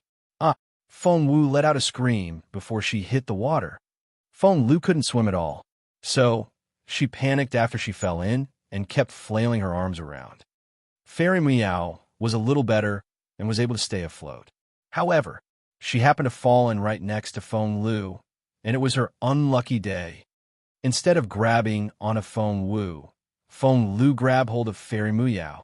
A drowning person would never let go of their life-saving straw. Hence, Feng Lu wouldn't let go of Fairy Meow no matter what. Fairy Meow tried her best to pry Feng Lu's fingers open. Let go of me, now. However, Feng Lu feared that she would sink if she did. Instead of loosening her grip, she held on even tighter to Fairy Meow and wrapped herself tightly around Fairy Meow like an octopus. And that wasn't all she did. Feng Lu was choking Fairy Meow with all her efforts. Infuriated, Fairy Meow almost had a stroke. She tried her best to throw Feng Lu off. But in such a life-threatening situation, Feng Lu was so frighteningly strong that Fairy Meow couldn't shake her off at all. She could hardly breathe. Cough, cough. Let go of me, let go. I'll get out first, and I'll pull you up.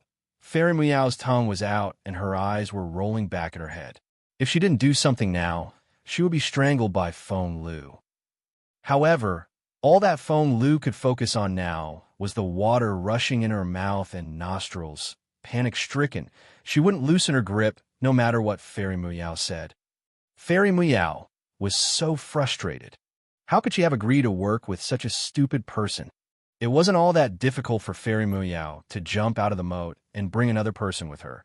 But the sad thing was that Feng Lu was on equal footing with her in terms of their capabilities. When Fairy Meow wanted to jump up, Feng Lu canceled out all her efforts by pulling her down. Hence, she was going nowhere. Not only was Fairy Meow being choked, her stomach was filling with water. She would die if she didn't do something. Cherishing her life more than anything else, Fairy Meow forgot all about her partnership with Feng Lu. Let go of me. Let go. Fairy Meow punched Feng Lu in the head with her fist. Was Feng Lu's reaction a mere result of her panic? Not really. Feng Wu never gave up on revenge. When they were falling into the moat, Feng Wu had stuck a silver needle into one of Feng Lu's acupoints to magnify her sense of fear. Since Feng Lu was afraid of water in the first place, one thing led to another, and Feng Wu had achieved her goal. As soon as they fell in, Feng Lu tried to grab Feng Wu behind her as a life-saving straw. However, Feng Wu would never let that happen. She was an excellent swimmer. The moment they hit the water, she dove in and swam downward. Deep down in the water, Feng Wu swam as swiftly as a fish. She paddled and stroked. Before long, she was 10 meters away from the duo. Holding onto a piece of driftwood, Feng Wu smiled as she watched Feng Lu torture Fairy Meow. That was so much fun. To struggle for her life, Fairy Meow spared no effort. Her blow almost bashed Feng Lu's head in. But that was the best option for Fairy Muyao at the moment, for only by knocking Feng Lu out could she climb ashore and stay alive. Otherwise, she would die here in the water. Fairy Muyao then remembered Feng Wu.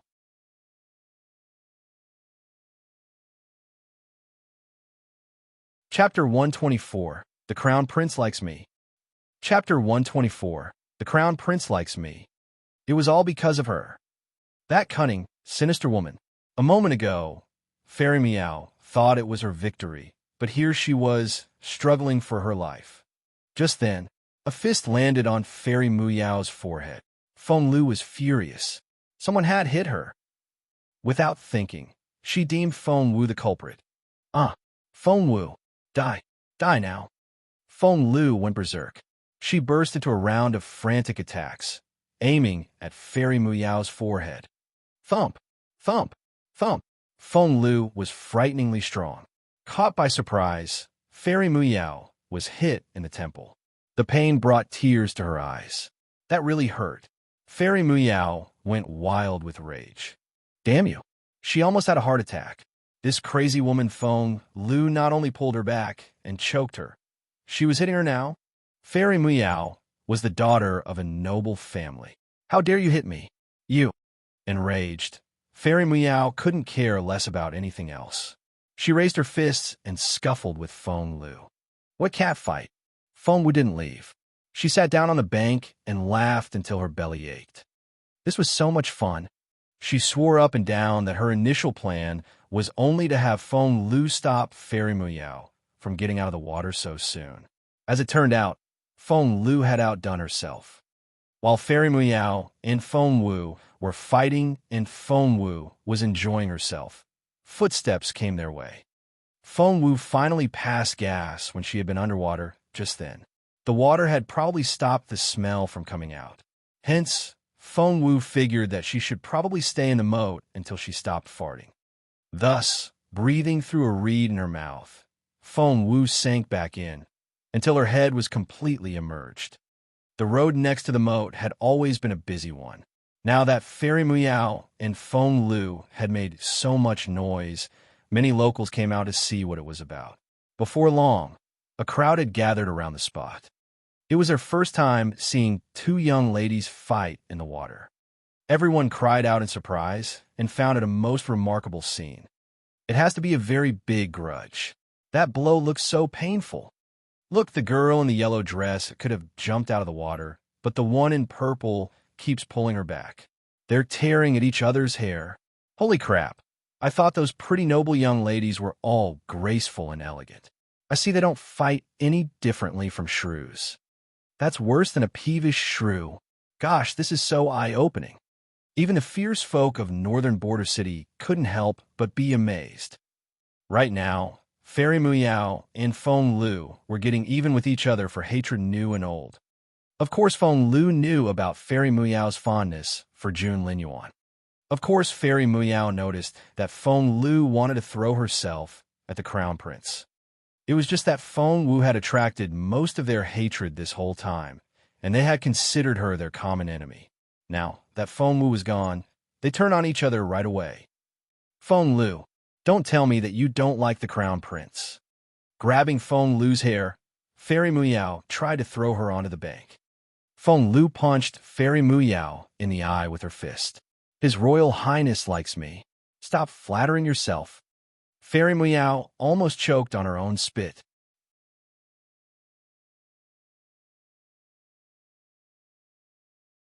Chapter 125. What a sister you've got there. Chapter 125. What a sister you've got there. The Crown Prince likes you? Are you nuts? Who the hell do you think you are? Fairy Meow was so angry that she broke out laughing. Would a godlike figure like the Crown Prince like Feng Lu? How smug could she be? Fairy Meow's condescending tone enraged Feng Lu again. Of course the Crown Prince liked her. Why else had he chosen to visit the Feng Manor of all places? Go to hell. Feng Lu began to throw punches at Fairy Meow again. Instantly, water splashed everywhere, making quite a scene. Footsteps came their way, and soon, several people showed up on the bank. Apart from Feng Sun and his two companions, Yu Minji was also here. Because of the fierce catfight between Feng Lu and Fairy Muyao, no one noticed Feng Wu, who was still hiding under the water. Shit, what's going on here? A water fight?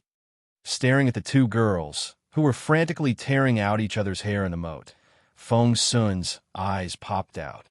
He looked very excited. I had no idea that girls could fight like that. This is insane. Feng Yuran, what a sister you've got there. Feng Yuran almost rolled his eyes at Feng Sun.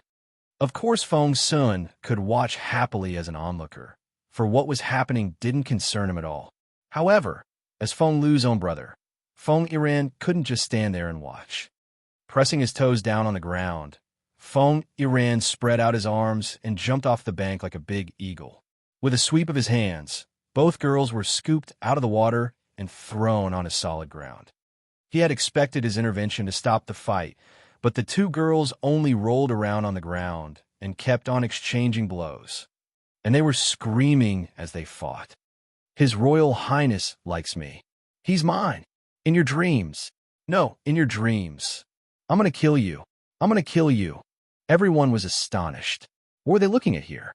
Mouth slightly open, Feng Sun gave Jun Lin Yuan, who was as undisturbed and indecipherable as ever, a strange look. Boss Jun, those two are fighting over you there. Aren't you going to say something? If one asked Feng Sun, their boss Jun was the source of all disasters. Girls simply went crazy when that guy was around. Jun Lin Yuan only darted him a bone-chilling glance and uttered 6 words. Do you have a death wish?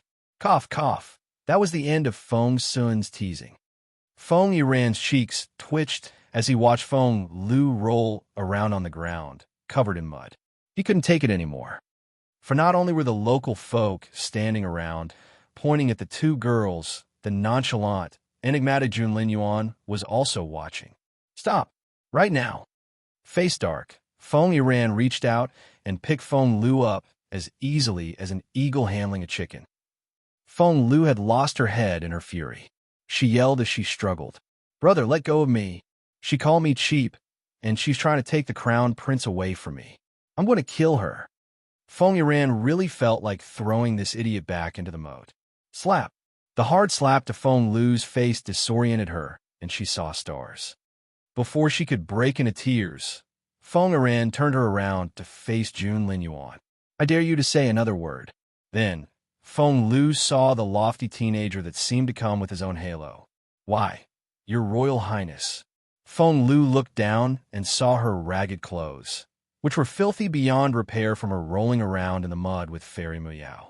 She then recalled what a shrew she had been.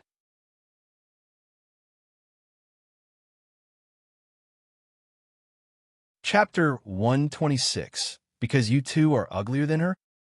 Chapter 126. Because you two are uglier than her? Feng Lu's head went blank, and her heart nearly stopped.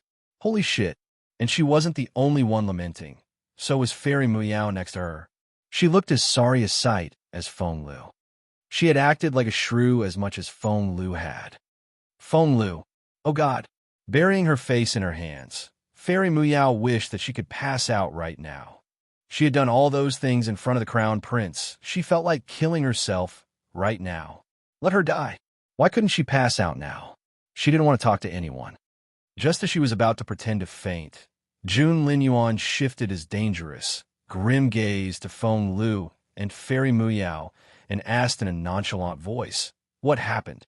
What happened? Fairy Muyao's frozen brain finally began to work again. Right, it was Feng Wu. Both she and Feng Lu were wounded, not to mention that they had greatly embarrassed themselves in front of Jun Lin Yuan, but Feng Wu didn't have scratch. Fairy Muyao couldn't allow that to happen. Fairy Muyao calmed down immediately. Brushing away a lock of hair sticking to her forehead, she wept. Feng Wu did it. It was all her fault. She tried to kill us. That astonished everyone. Why was Feng Wu involved?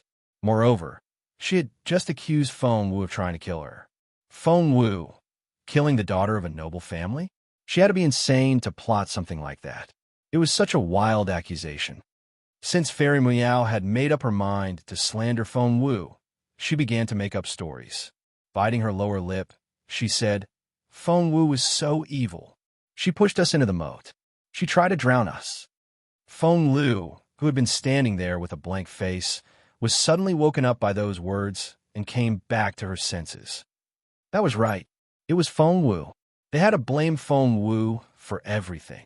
Feng Sun was displeased to hear that. Why is Feng Wu involved? Hasn't she been back at home this whole time? Fairy Muyao smirked. Feng Wu, stay at home? A woman as fickle and lascivious as her could never stay indoors. Feng Sun was even more disgruntled now, and he cast a stern look at Fairy Muyao. Watch your mouth, young lady. You're only ruining your own reputation talking like that. I know you don't like Feng Wu, but that was over the line. She has friends. He made it clear that he was backing Feng Wu up. Tears welled up in Fairy Muyao's pretty eyes as she bit her lower lip, looking aggrieved. Young lord, all you ever do is stand up for Feng Wu. But what about me? Feng Wu pushed me and Feng Lu into the moat. We nearly drowned. That's right. Despite her hatred for Fairy Muyao, Feng Lu couldn't act out now, for she had to be Fairy Muyao's ally for the time being. Clenching her fists, she wailed, "Why are you on Feng Wu's side when she tried to kill us? Just because she's pretty?" Feng Sun knew perfectly well what was going on here. It was clear that Fairy Muyao and Feng Lu were up to something. They were just angling for sympathy by acting all pitiful. Hence, he smirked. Feng Wu push you in? Why would she do that? Because you two are uglier than her? Feng Wu, who was breathing through the reed under the water, burst out laughing. Gurgle. The sound of bursting bubbles came from a few steps away. Jun Linyuan darted a casual look at that reed.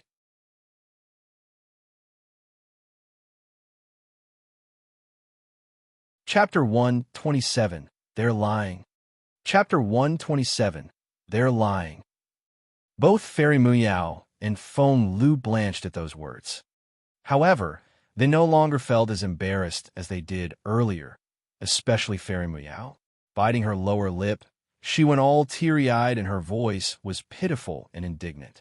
Feng Wu was seducing a man when we ran into her. We were witnesses. That was why she tried to kill us. Feng Lu nodded immediately. Yes, that's right. We both saw Feng Wu having her way with a teenager in this alley. Feng Yiran felt like throttling Feng Lu. How big an idiot was she? Even if she wanted to frame Feng Wu, couldn't she find another excuse? At the end of the day, Feng Lu and Feng Wu were cousins from the same clan. If Feng Wu's reputation was ruined, Feng Lu would be equally affected. That plot would cause destruction for both sides, and she was telling the whole world about it. What was she thinking? Feng Yiran wished that he could somehow stuff his sister back into their mother's womb to give her a new brain. Right now, it was obvious that Feng Sun was vexed.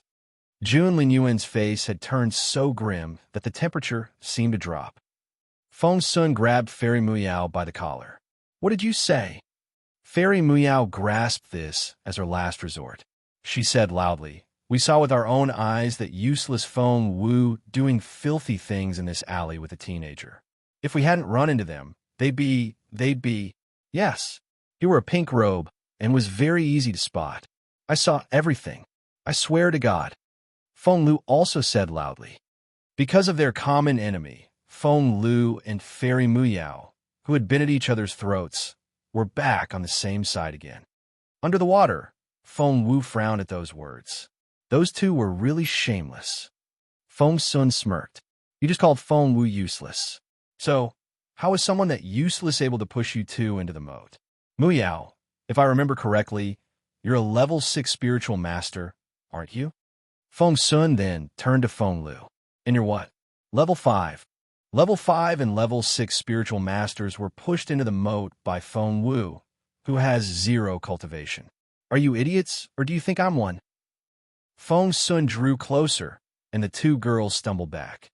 Oh, of course Feng Wu couldn't do it herself, but that man she was flirting with, he helped Feng Wu push us in. Panic-stricken, Fairy Muyao cried out. Infuriated, blue veins popped on Feng Sun's forehead. Jun Linyuan stepped out, narrowing his eyes and looking very intimidating. He was about to speak when, "They're lying. A little boy less than 5 years old broke free from his mother's arms, ran toward them on his short legs, and pointed at Fairy Muyow. She's lying. Oh, Feng Sun crouched down until his eyes were on the same level as the little boy's. What did she lie about? They're bad people. She's the worst one. The little boy gestured at Fairy Muyow. She put a knife to Sister Wu's neck. She said she wanted to destroy Sister Wu's face. Fairy Muyow's stomach lurched. She couldn't recall anyone passing by at that time. So how did the child know about that? Fairy Muyow smirked right away. Lying kids will be taken away by wolves at night. She was blatantly threatening him.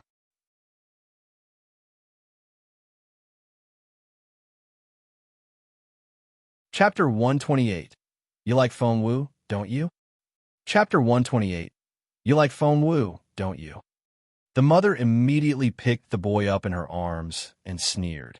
Young lady, the gods are watching us from above. You can't throw wild accusations at someone like that, or you'll be cast into hell after you die. My Xiaoyang doesn't tell lies. Pointing a row of houses behind her, the mother said, We live right over there, and we can see the bridge from our window. Xiaoyang and I weren't the only ones who saw what you did. The others saw it, too. A middle-aged woman stepped out. Yes, that's right. You try to harm Miss Wu, but you're blaming all on Miss Wu now. An uncle also stepped out. Miss Wu is the most virtuous girl. She didn't do anything with no man. What you said was bullshit. What did she ever do to you to deserve all that slander? You're shameless. You'll get struck by a thunderbolt. After that, more and more people stood out to criticize Fairy Muyow and Feng Lu. Northern Border City was a big place, and most of the people who live in the downtown area had received help from Feng Wu before. Thus, they all supported her. They viewed Feng Wu as their own beloved kid. With so many people talking at the same time, the effect was quite intimidating. Fairy Muyow was bewildered, and so was Feng Lu. They never expected Feng Wu to be this popular with the common folk. Watching Fairy Muyow and Feng Lu drown in the angry rebukes of the people, Feng Sun never felt so satisfied. He could still recognize a few faces in the crowd. Only hours before, these people had brandished kitchen knives and chopping boards at him because he said one bad word about Feng Wu. It almost gave him a heart attack. Great, it was Muyow's turn now.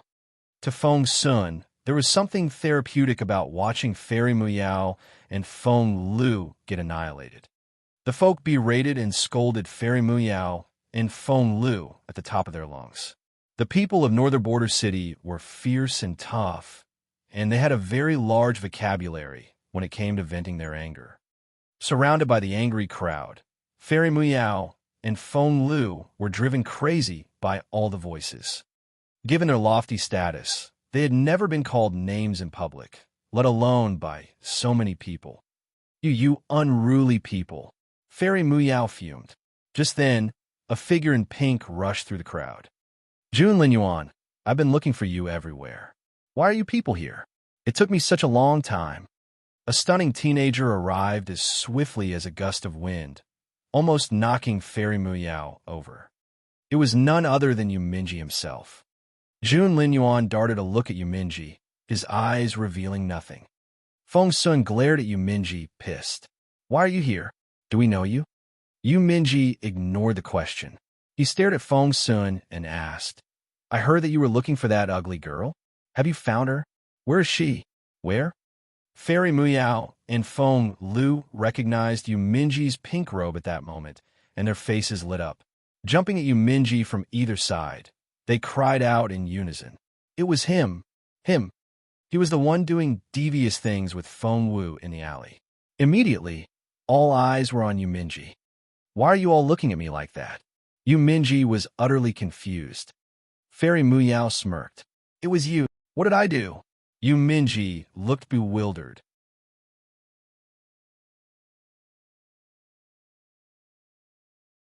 Chapter 129 Me? Do away with you? Chapter 129 Me? Do away with you. You like Feng Wu, don't you? Fairy Muyow stared at Yuminji. Although Fairy Muyow only saw them from behind, she was sure that Yuminji had been standing very close to Feng Wu. She couldn't speak for Feng Wu, but Yuminji couldn't keep his eyes off Feng Wu. He had to have a crush on her. Yu Minji's rationale, on the other hand, went as followed.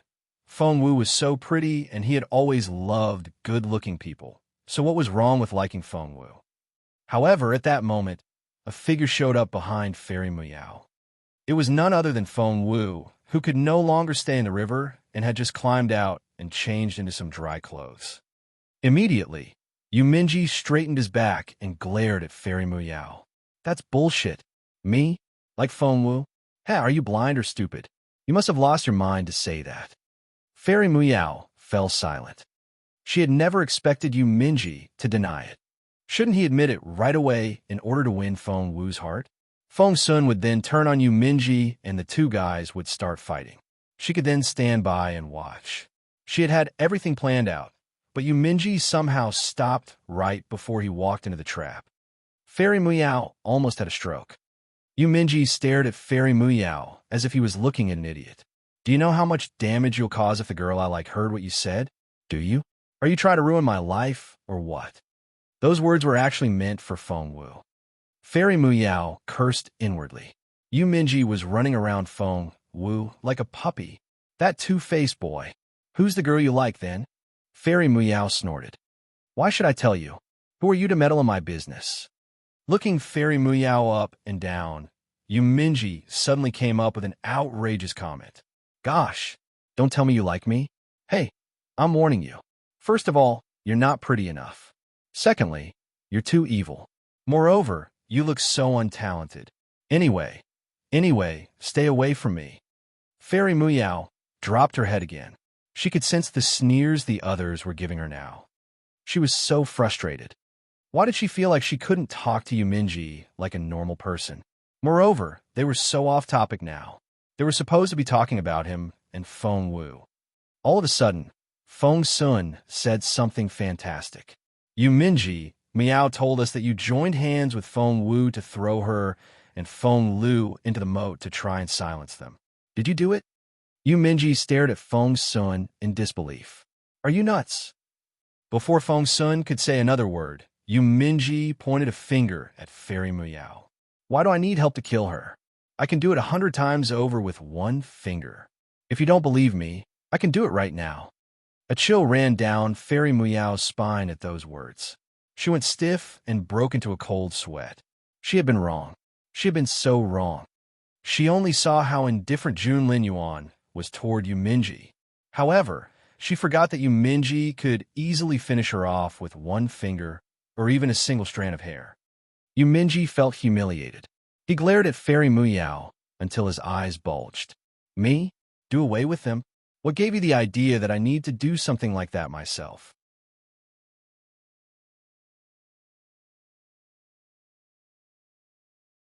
Chapter 130. Jun Linyuan was so frightening. Chapter 130. Jun Linyuan was so frightening. A team of elders followed him everywhere, okay? The elders complained all the time about having nothing to do, okay? And they were suggesting that he, Yu Minji, needed to do such a petty thing himself. When he lost his temper, Yu Minji could look very intimidating. He pressed on toward Fairy Muyao, who stumbled back in fear. She had never felt as regretful as she did now. How could she have forgotten that Yu Minji was the sacred son of the Dark Court and heir to the Dark Dynasty? The Dark Dynasty that killed people like flies. At that thought, Fairy Muyao turned to run away. However, she jumped as soon as she saw the person standing behind her. You, Fairy Muyao pointed at Feng Wu. How long have you been standing there? A smile emerged on Feng Wu's stunning face. I got here when you were slandering me about flirting with some guy. Why, are you done? Looking into Feng Wu's eyes, Fairy Muyao felt her stomach churn and the hair stand up on her back. Involuntarily, she stumbled back. Feng Wu took another step forward and Fairy Muyao stepped back again. Realizing that Yu Minji was right behind her, Fairy Muyao felt cornered. Hence, she could only stare back at Feng Wu and said, Why? You try to kill me. How dare you stand before me now? I'm a princess, the princess of Mu Prince Residence. How dare you try to harm me? Tee, Feng Wu chuckled. With everything that has happened, you still won't admit your mistake. Muyao, you must be the most shameless person I've ever met. You tried to harm me. You did. You dragged me into the moat, and that's the truth. Fairy Muyao would never tell the truth. How could she? Her only way out was to keep denying it.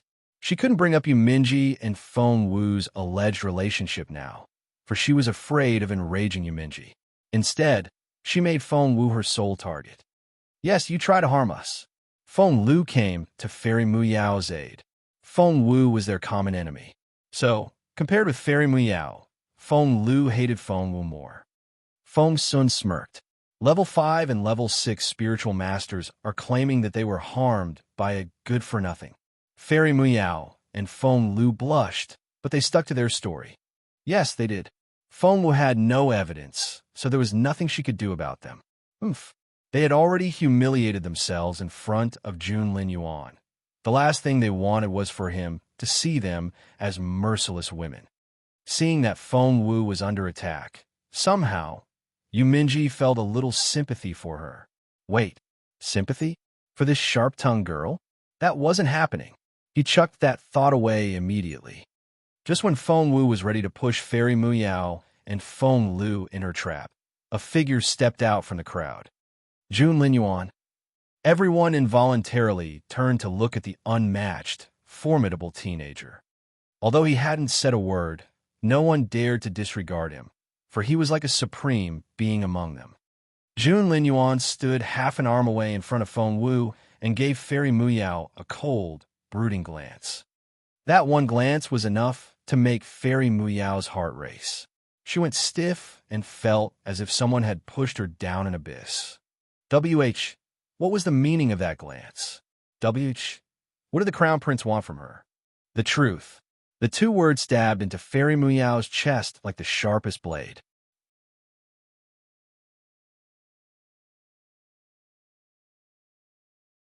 Chapter 131. Are you afraid of me? Chapter 131. Are you afraid of me? TR truth. Fairy Muyao shuddered as a chill ran down her spine. Too scared to look into Jun Lin Yuan's eyes, she moved her lips, trying to repeat what she said. However, those cold, piercing eyes were staring at her, and she felt imminent danger, as if one wrong word from her and her head would be cracked open. It was such a terrifying aura. Lie to me, and, despite the indifference in his voice, there was something so dangerous about it that she was having a hard time breathing. Was he going to say, lie to me, and I'll kill you? SSSS. Fairy Muyao drew in her breath. She was so scared.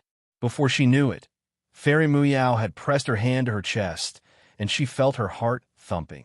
Not from shyness, but real fear. She was too scared to even act normally. Fairy Muyao didn't dare to make up stories anymore. In a trembling voice, she said, we did it. We tried to throw mud at Feng Wu, and we wanted to ruin her face. We did it first, but Feng Wu really dragged us into the river. Before she could finish, Fairy Muyao burst into tears and ran away. Feng Lu was baffled. Fairy Muyao had admitted everything. That idiot. Did she even realize the consequences of that? However, when Jun Lin Yuan turned his sharp eyes on Feng Lu, she felt as if she had been pushed into an ice house, and her heart almost gave out. She finally realized why Fairy Muyao was so frightened. The next second, Feng Lu shoved Feng, he ran away, and ran after Fairy Muyao. She ran faster than a cheetah. Everyone was speechless. They were scared off just like that. Jun Lin Yuan's impeccably handsome face looked a little confused. He darted a look at Feng Sun and frowned. Why did they run away? Feng Sun smacked his forehead and looked up at the sky.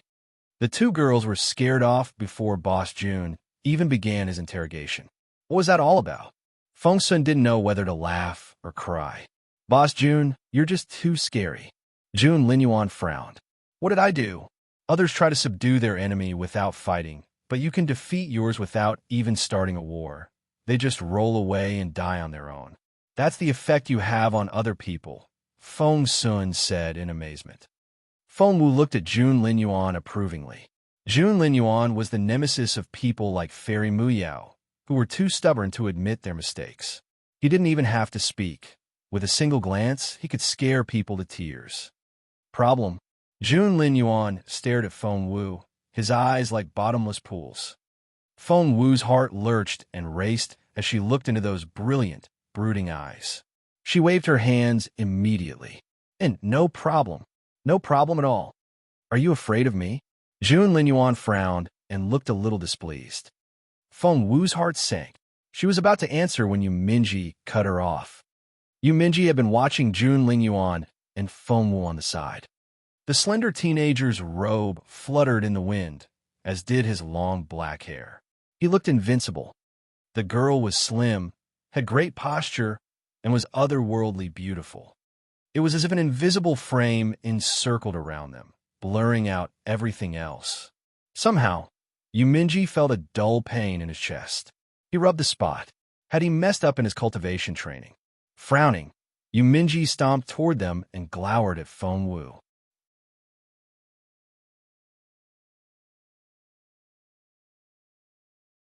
Chapter 132. Why did she look so familiar from behind? Chapter 132. Why did she look so familiar from behind? Feng Wu looked at him in bewilderment, her limpid eyes filled with confusion. What? Yu Minji had no idea where all his temper was coming from. He only stared at Feng Wu, looking very angry. All of a sudden, he reached out to grab Feng Wu's hand. However, Jun Linyuan, who had been aloof and undisturbed this whole time, stepped out and stood in front of Feng Wu. Feng Wu had no choice but to make way for him. Yu Minji's eyes met Jun Linyuan's. Both were tall, had long legs, and were about the same height. They were equally handsome and capable, which turned this into a duel between two princes. Their eyes were on the same level. Neither would budge, and one could almost see the sparks flying in the air. Feng Wu took a deep breath. Obviously, Jun Linyuan and Yu Minji didn't see eye to eye and would jump at each other like fighting roosters whenever they met. So, in order to avoid being turned into collateral damage here, it was better for her to slink off now. Plus, she needed to release gas again. Hence, while the two princes tried to kill each other with their eyes, their stares so intense that one could see icy shards and fiery sparks flying in all directions, Feng Wu took the chance. She took one step back, then another. Before long, she was 10 meters away. Good job. Feng Wu cheered herself on, turned around, and was ready to sprint off when, all of a sudden, a familiar voice came from behind. Hey, little Feng Wu, where are you going? It was Feng Sun. Feng Wu almost snapped. She had to take a very deep breath to keep her temper at bay. What had she ever done to Feng Sun? Why did the guy have to ruin her day all the time? Feng Sun was still urging her. Little Feng Wu, get over here. Boss Jun is right here. Why are you running that way? You dumb girl. Feng Wu breathed in. Deep breaths were the only thing that could calm her down now. Otherwise, she was sure that she would pounce at Feng Sun and punch him in the face. Wait, little Feng Wu, you look so familiar from behind. Why do I feel like I've seen it before? Staring at Feng Wu's slim back, something clicked in his head. Those words gave Feng Wu the shivers. Shit, no, this wasn't happening. At that thought, Feng Wu turned around immediately, hurried to Feng Sun's side, and smacked him on the head, waking him up from his reverie. Hey, what was that for? I almost figured it out. Feng Sun looked at Feng Wu, a little displeased. Feng Wu sighed in relief inwardly. She then glowered at Feng Sun and said grumpily, You called me back, didn't you? I was going to get you people some water, seeing that you all looked tired. But you had to get me back here, so forget about it. Feng Wu found a random excuse, and Feng Sun didn't suspect a thing. Right now, Yu Minji and Jun Linyuan were still engaged in their staring contest. To be more precise, Yu Minji was the one staring. Jun Linyuan, on the other hand, had already raised his head to savor the clouds in the sky. Feng Sun patted Yu Minji on the shoulder. Stop doing that. We have no time to waste now. Our priority now is to catch that ugly girl. Catch the ugly girl? You really found her? That successfully distracted Yu Minji. Of course we did. Look, taking out that drawing from his chest pocket, Feng Sun tossed it to Yu Minji. See for yourself. Yu Minji opened the scroll eagerly and immediately saw the person in the drawing. Her features couldn't be any more ordinary, but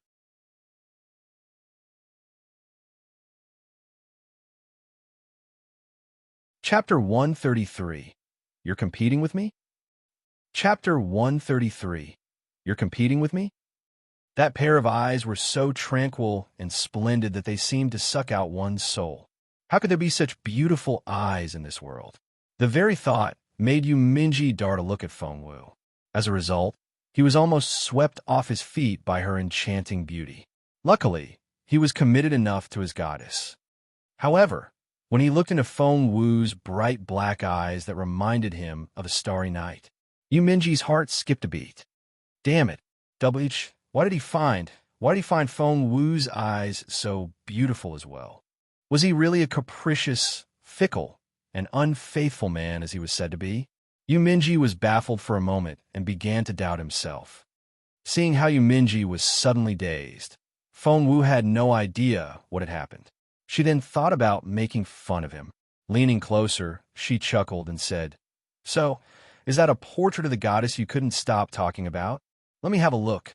Yu Minji came back to himself immediately.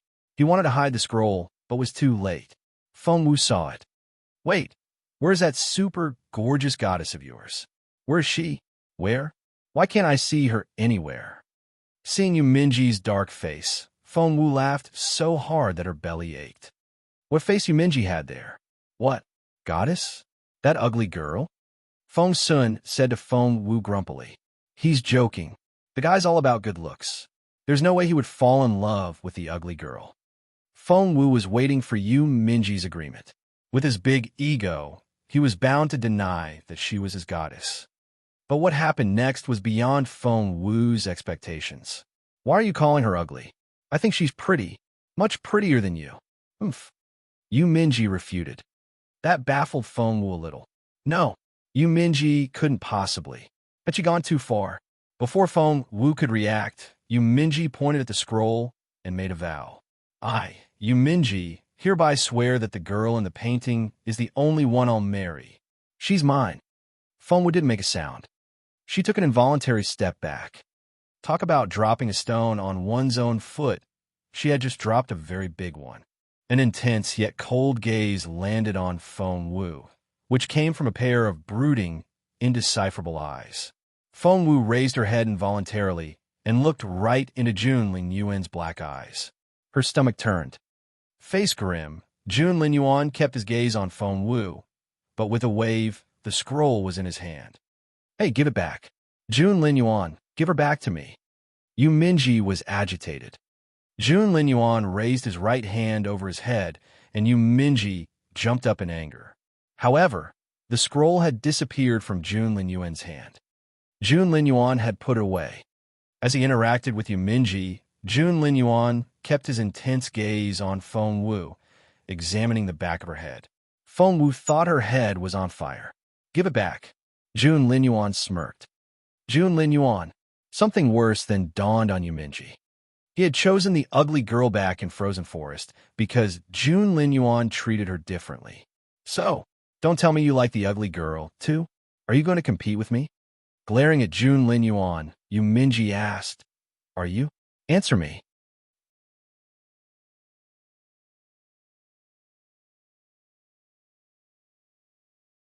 Chapter 134. Are you dumb or what? Chapter 134. Are you dumb or what? Glaring at Junlin Yuan, Yu Minji gestured and repeated the question. "Answer me. Do you like her or not?" Junlin Yuan narrowed his eyes, the grim look in them making one shudder. The two guys were fighting again. Everyone looked at Yu Minji as if he was an idiot. What was wrong with this teenager? Would Junlin Yuan like that ugly girl? Who was Yu Minji kidding? That was preposterous. Feng Sun was speechless. "Boss Jun likes that ugly girl? What gave you that idea? If you like her that much, fine, she's all yours." Junlin Yuan gave Feng Sun an indescribable look. Yu Minji, on the other hand, was delighted to hear that. However, he blurted out again, "Junlin Yuan, if you don't like the ugly girl, do you like Feng Wu then?" The next second, everyone was examining Feng Wu in a strange way, which made her blush. This was so humiliating. The sun would rise in the west first before Junlin Yuan liked her. Being stared at by all those eyes, Feng Wu wished more than anything that she could disappear at that moment. Feng Sun took pity on Feng Wu and came to her rescue. He chuckled and said, "You Minji, what are you even thinking? Since when would Boss Jun like a useless girl?" Feng Wu glared at Feng Sun. That look almost gave Feng Sun a heart attack. He replied with a shrug, "But that's what you are, useless." Feng Wu almost had a stroke, but she couldn't give a retort. She took a deep breath. Calm down, calm down. Now that she had taken the 9 transformation spirit restoration pill, all she needed was a quiet place to restart her cultivation. Useless? We'll see about that. Feng Wu raised an eyebrow and darted a look at Feng Sun. Young Lord Feng. What?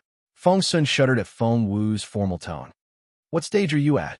Feng Sun replied without hesitation. I'm a spiritual grandmaster. He then said in smug satisfaction, Anyway, it's a stage you'll never be able to reach in your life. Why are you asking? It'll only upset you. Spiritual Grandmaster? This stage consists of 3 stars. Should I assume that you've reached the 3rd star already? Feng Wu asked calmly. The Spiritual Master stage was the only one which consisted of 9 levels. All stages beyond that used a 3-star ranking. As far as Feng Wu knew, Fairy Muyao and the others were still at the Spiritual Master stage, but Zhuqingwan had reached the Spiritual Grandmaster stage. Feng Sun gloated. Yup, I'm about to break into the Spiritual Elder stage. Are you envious of me? Sigh, if you hadn't. Feng Sun thought what he said would upset Feng Wu, but he saw that rather than get angry, Feng Wu smiled a little. Was it so hard a blow to her that she couldn't think straight? Seeing that no one would talk to him, Yu Minji was going to say something when Feng Sun cut him off. All right, back to business. Our top priority here is to catch the ugly girl. Agreed? Feng Sun eyed Jun Linyuan as he spoke. Seeing that all Jun Linyuan did was savor the view of frozen forest in the distance, Feng Sun saw that the guy clearly didn't want to get involved. Hence, Feng Sun became the one who called the shots. I've told the mayor to close all the city gates and seal off all the water channels. That is to say, the ugly girl is right here in Northern Border City. Let's split up into 4 groups and each take a city gate. We'll start our search from the gates and move toward the center of the city. That cunning girl can't possibly escape this time. Feng Wu stared at Feng Sun. The guy was very serious and dedicated to this task. He had a strongly defined profile, exquisite features, and eyes as clear as water. His tone was decisive, his words logical, and he was very attractive. Had it not been for the fact that he was planning to catch her, Feng Wu would actually applaud him. All right. I've talked you through the plan. Let's split up into groups now.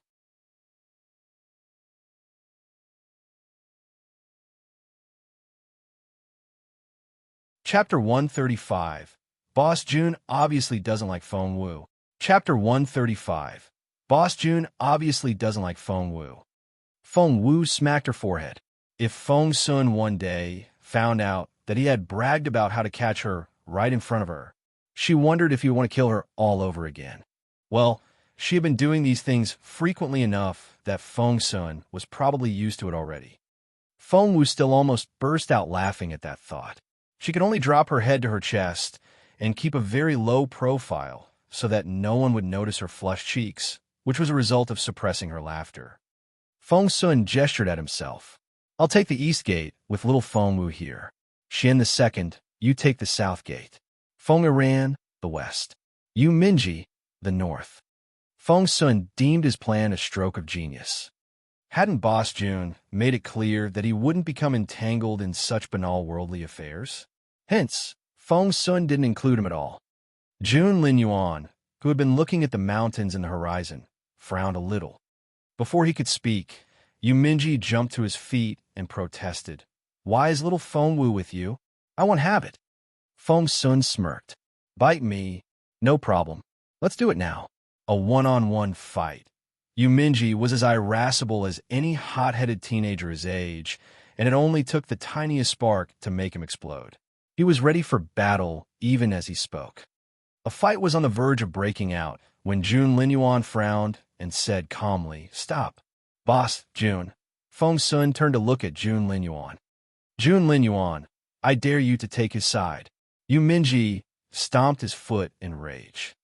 However, Jun Linyuan only gave Feng Wu a nonchalant glance from the corner of his eye and ordered in an impassive voice, "You with me." She, alone with Jun Linyuan? Feng Wu's heart almost exploded right there and then. No, no, no. Feng Wu waved her hands in a hurry. You guys go ahead. I'll sit this one out. The ugly girl has never done anything to me. Why should I go after her? Hey. All she wanted now was to find a quiet place to cultivate. Feng Wu was still waving her hands when Jun Linyuan caught her wrist with his long, thin fingers. That promptly solved the problem. They were off. Behind them, everyone was dumbfounded. Wasn't Boss Jun supposed to be a neat freak who never touched anyone with his hands? He had just touched Feng Wu. Although there was a layer of clothing between them, it still felt so weird. Xianni looked puzzled. Feng Sun, on the other hand, looked very guilty. Sigh. Boss Jun obviously doesn't like Feng Wu, but he took her away just to help me. I owe Boss Jun so much. Xian darted a dubious look at Feng Sun. Are you sure that's what's happening here? Isn't it? Feng Sun looked at Xian, bemused. Are you suggesting that Boss Jun took Feng Wu with him because he wants to be alone with her? Isn't that possible? Xian, he didn't think the matter was that simple. Ha! Feng Sun cracked up, as if he had heard the funniest thing. Holding his belly, he doubled over with laughter. Xian, you're so silly. Gosh, I'm laughing my ass off here. Ha! Xian threw a dirty look at him, shook his head, and left for the south gate. An idea struck Feng ran all of a sudden. Was it possible that Jun Linyuan really liked Feng Wu? Given Feng Wu's stunning beauty, it wouldn't be too far-fetched to assume that Jun Linyuan had fallen in love with her. But that couldn't be. If that was the case, why did he break off the engagement in the first place back then? Feng Yiran tried his best to remember everything, down to the very last detail. Soon, he recalled the look Jun Linyuan gave Feng Wu.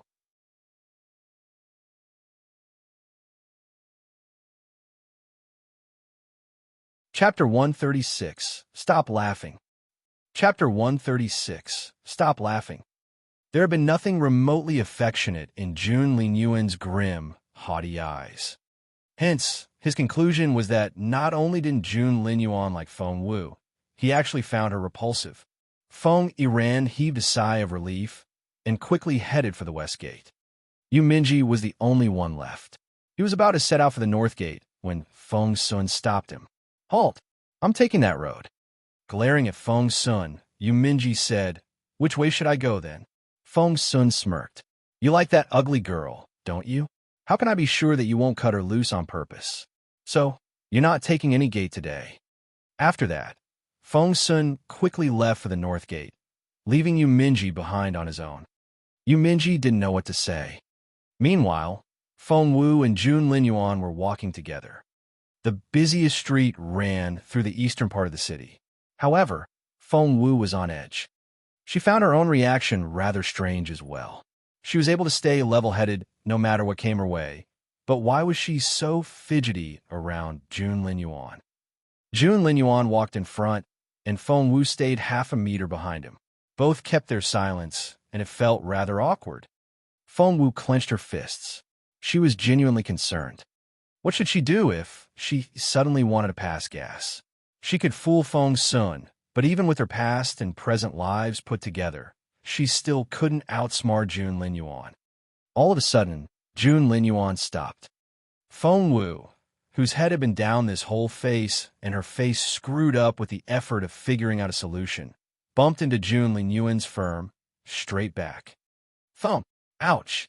Covering her nose with one hand, Feng Wu glared at Jun Linyuan with a frown as she drew in a breath. She had no idea that bumping into someone could be that painful. She felt as if she had smashed her nose into the hardest basalt. Jun Linyuan turned around to Feng Wu's face all puckered up and an accusing look in her teary eyes. That facial expression depended largely on how good-looking the person was. An accusing look from an ordinary person not only wouldn't achieve anything, it would also annoy the accused party. However, with Feng Wu's incredibly beautiful face. When she turned her teary, pitiful, and resentful eyes on a person, she might as well, to use a phrase from her previous life, have set off an atomic bomb. Even someone as haughty and aloof as Jun Linyuan couldn't help but ask hesitantly, painful. Still covering her nose, Feng Wu nodded with teary eyes. Jun Linyuan's frown grew bigger and his lips moved. Useless.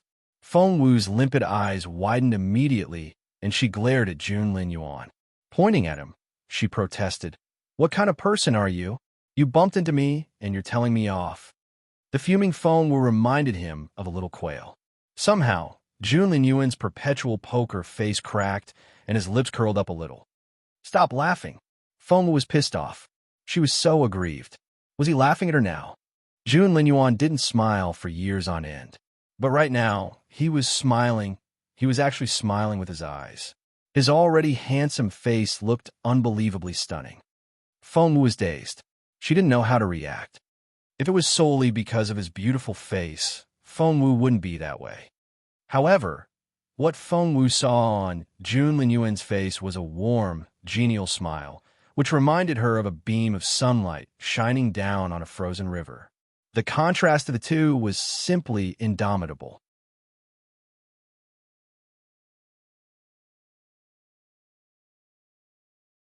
Chapter 137. He really didn't pick on you? Chapter 137. He really didn't pick on you? It reminded Feng Wu of a clear blue sky, the dappled shade of trees, and the moment ice cracked on a frozen river. He had the looks, the intelligence, the disposition, the imposing manner, the capabilities, and the unchallenged status. How could girls not throw themselves at Jun Linyuan like this? However, that solemn, detached, and unattainable Jun Linyuan who never showed any expression on his face had just smiled? Was her sorry state that funny?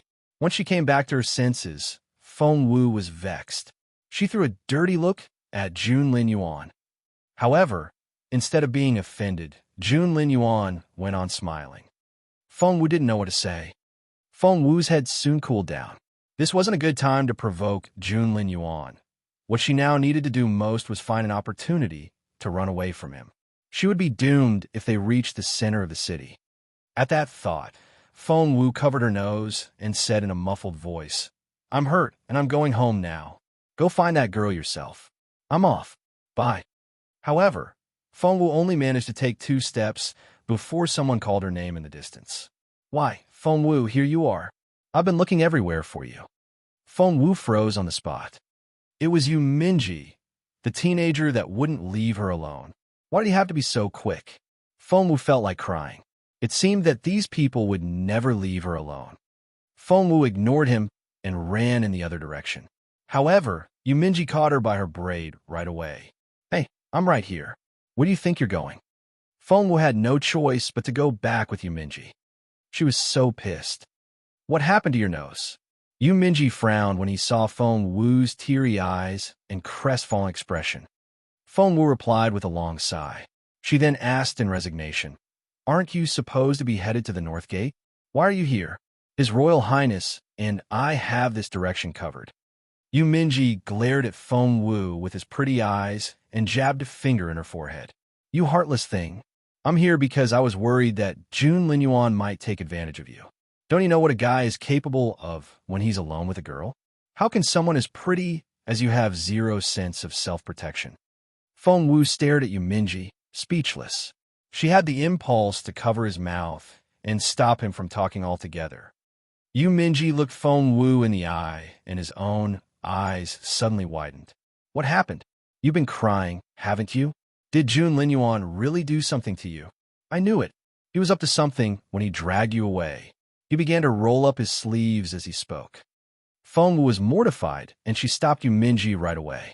"Stop it. Don't say another word."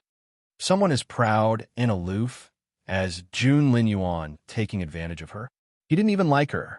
What Yu Minji said made it sound as if she actually had a crush on Jun Linyuan. Feng Sun would laugh his ass off if he was here. Yu Minji stared AF Feng Wu. "He really didn't pick on you?" "No, no, and no." Feng Wu very much wanted to tell Yu Minji that actually, he was her victim. Will you just leave me alone, bro? Yu Minji nodded and patted his chest. Good, I'm glad to hear that. Don't worry. I'll keep an eye on you from now on and make sure that Jun Lin Yuan doesn't get a chance. Jun Lin Yuan gave Yu Minji a "you idiot" look.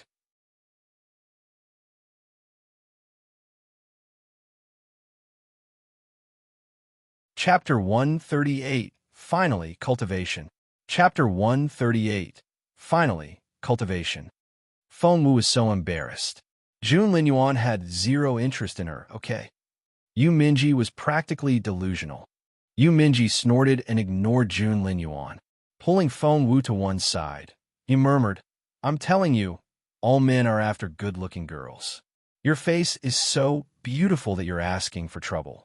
You have to be on guard all the time and make sure you don't just wander off with strangers. Feng Wu smacked her forehead, speechless. She turned to look at Jun Lin Yuan involuntarily, only to find his face growing darker and darker. Had that warm smile on his face earlier been a hallucination? Feng Wu was bewildered. As they walked, Feng Wu suddenly realized something. Which was, what did she last fart? 5 minutes ago, but she still didn't feel like releasing gas. 10 minutes passed, and still nothing. 20 minutes. They walked all the way from the gate to the mayor's manor at the center of the city, but still nothing happened. Feng Wu was guffawing in her head. Even fate was on her side now. The four groups rendezvoused outside the mayor's manor. Feng Sun ran happily toward them and asked Feng Wu, Did you find anything on your way here? Despite her impulse to celebrate joyfully, Feng Wu put on a distressed expression and replied, No, we didn't. We never smelled that scent you described as smelly and pleasant at the same time. Feng Wu then turned to Yu Minji. Did you smell anything? Frowning, Yu Minji frowned and shook his head as he glared at Feng Sun. Didn't you say that we would definitely find her this way? Like 100%? You were so confident. But what do we have here? Feng Wu snickered inwardly and turned her gaze on Feng Sun. Feng Sun's face was all puckered up. He had no idea this was going to happen. Why don't you stop releasing gas? Feng Wu waved at the others with a grin. I need to go back home now. You guys keep up the good work. She then gambled off, her thick ponytail swaying on the back of her head. It looked so youthful.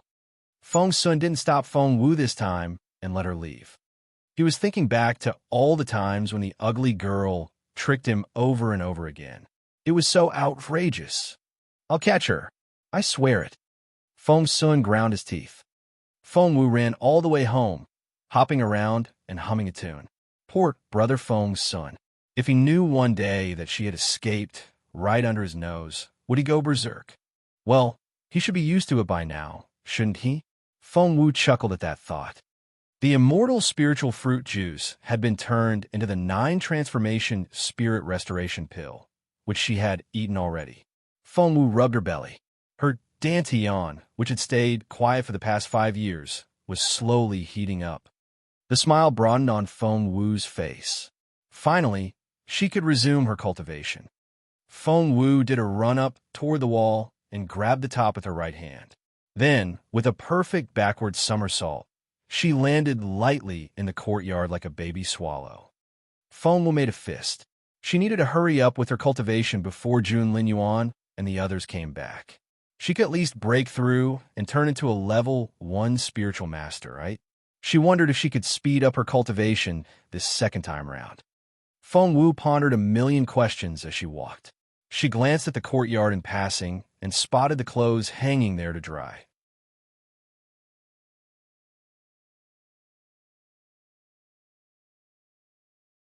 Chapter 139. I've never liked Jun Lin Yuan. Chapter 139. I've never liked Jun Lin Yuan. One look, and Feng Wu almost had a heart attack. Those clothes. It was identical to the outfit she had put on in her disguise as the ugly girl. How could she have forgotten about that? For her own convenience, she had made 3 identical outfits in the same style and color so that she didn't have to bother choosing what to wear.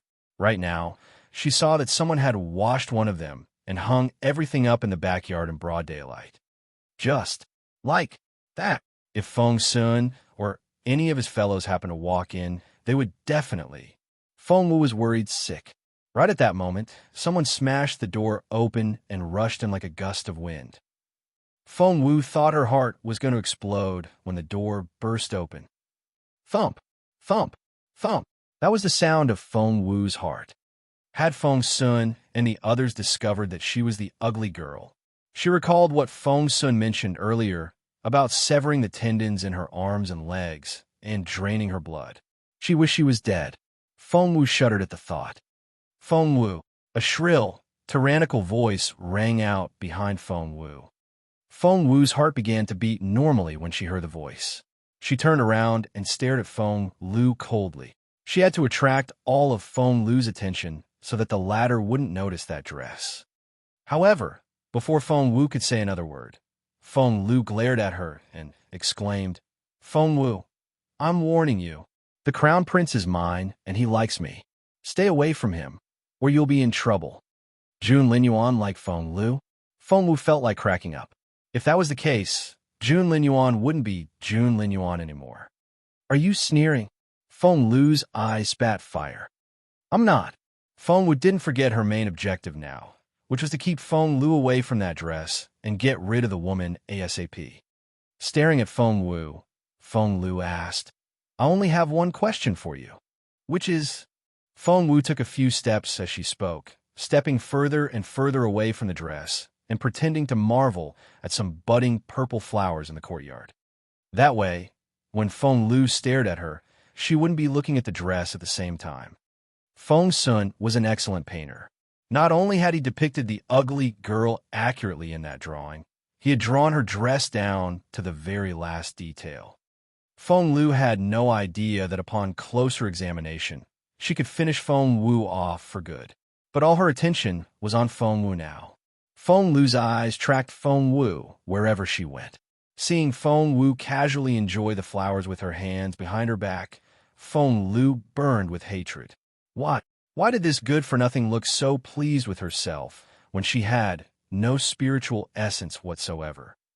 However, recalling the times when she had been set up by this useless Feng Wu, Feng Lu took a deep breath and stared at Feng Wu with unblinking eyes. I only have one question, and I want an honest answer. Do you still like the crown prince? Feng Wu cast her a sidelong glance. Still? I've never liked Jun Linyuan. There's no still. So, Miss Feng the Sixth, please get lost. Feng Wu stole a glance at the dress hanging there. Feng Lu might be as good as blind, but not everyone else was. If Feng Sun and the others came back now, Feng Sun would be in a lot of trouble. Hearing that, Feng Lu looked exhilarated.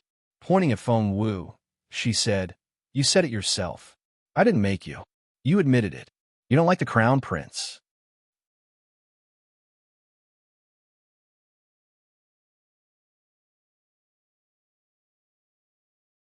Chapter 140. Do you think she can intimidate me? Chapter 140. Do you think she can intimidate me? Fine, fine, I said it. I said it with my own mouth. Happy? Feng Wu snapped. Oomph. I don't care how sincere or not you are, but I took that seriously. If in the future, humph. Feng Lu left in satisfaction after getting the answer she wanted. Feng Wu walked toward the clothes. All of a sudden, Feng Lu spun around and stared at Feng Wu again. Feng Wu's heart lurched. She was seriously considering the possibility of getting a heart attack. You said it. You don't like the crown prince. Feng Lu kept her gaze on Feng Wu. Taking a deep breath, Feng Wu looked at her in resignation. She nodded as she pushed Feng Lu toward the door.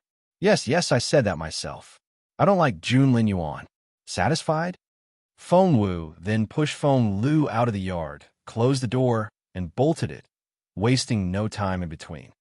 She then quickly ran toward where the clothes were hung up. She had to hurry up. They were evidence. However, as soon as she touched the dress, the door burst open again. What now? Feng Wu turned around angrily, only to see Feng Sun and the others walk in. Instantly, Feng Wu felt all the blood rush to her head and her mind went blank.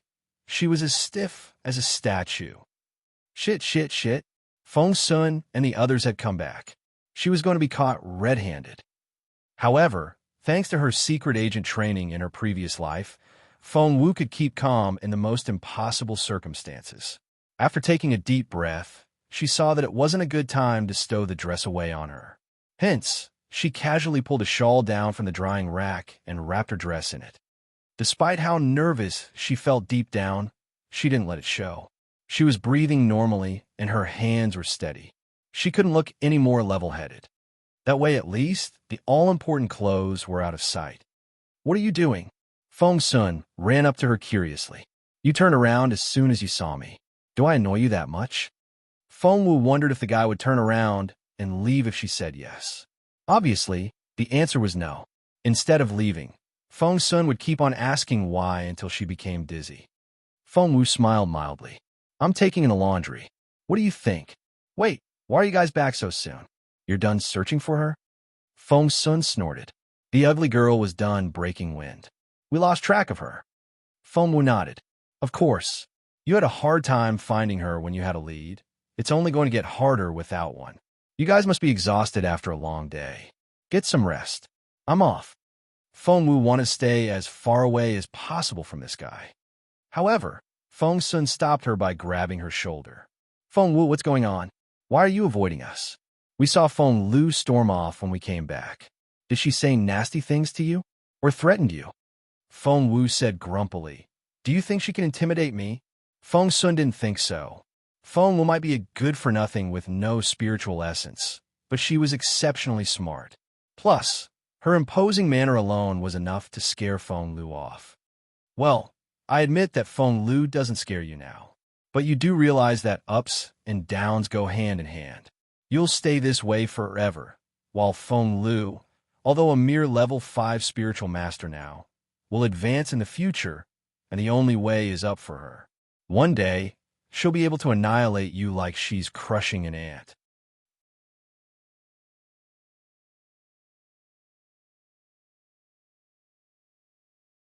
Chapter 141. The Flustered Feng Wu. Chapter 141. The Flustered Feng Wu. Feng Wu said in her head, "I'll stay this way forever? Says who?" She was already able to resume her cultivation now, and she had her master's divine blood of the phoenix.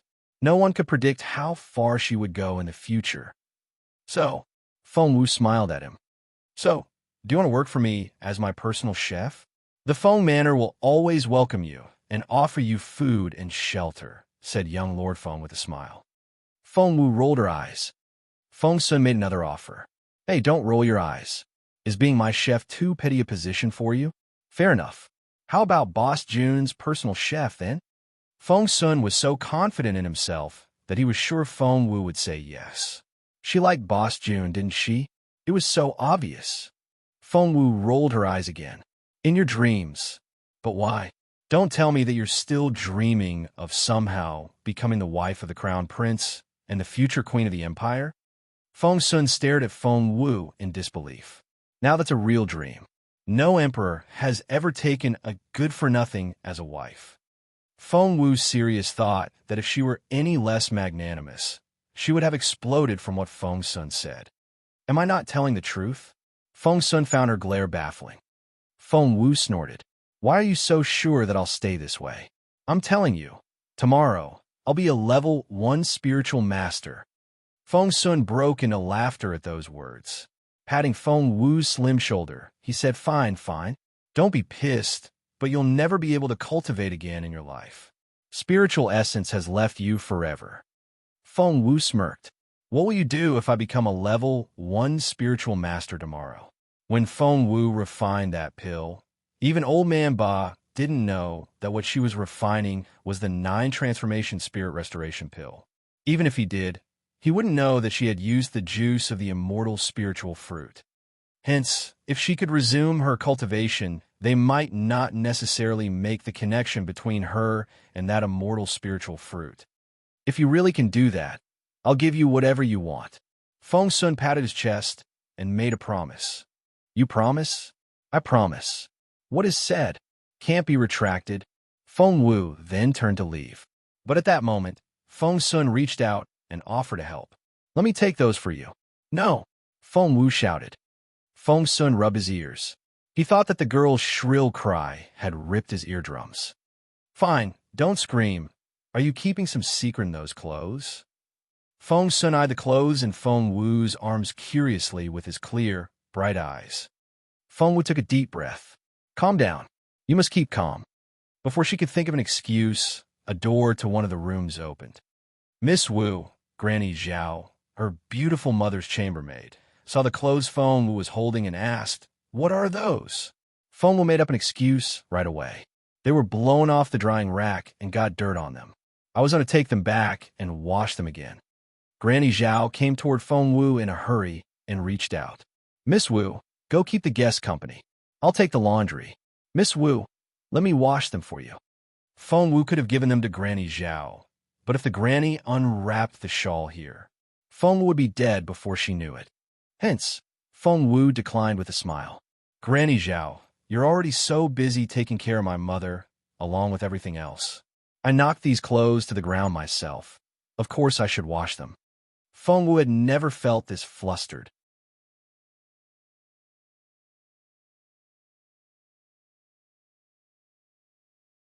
Chapter 142. Cultivation. Here we go. Chapter 142. Cultivation. Here we go. She could live with the fact that she had to keep an eye on Feng Sun and his people, but even Granny Zhao was somehow giving her a hard time now.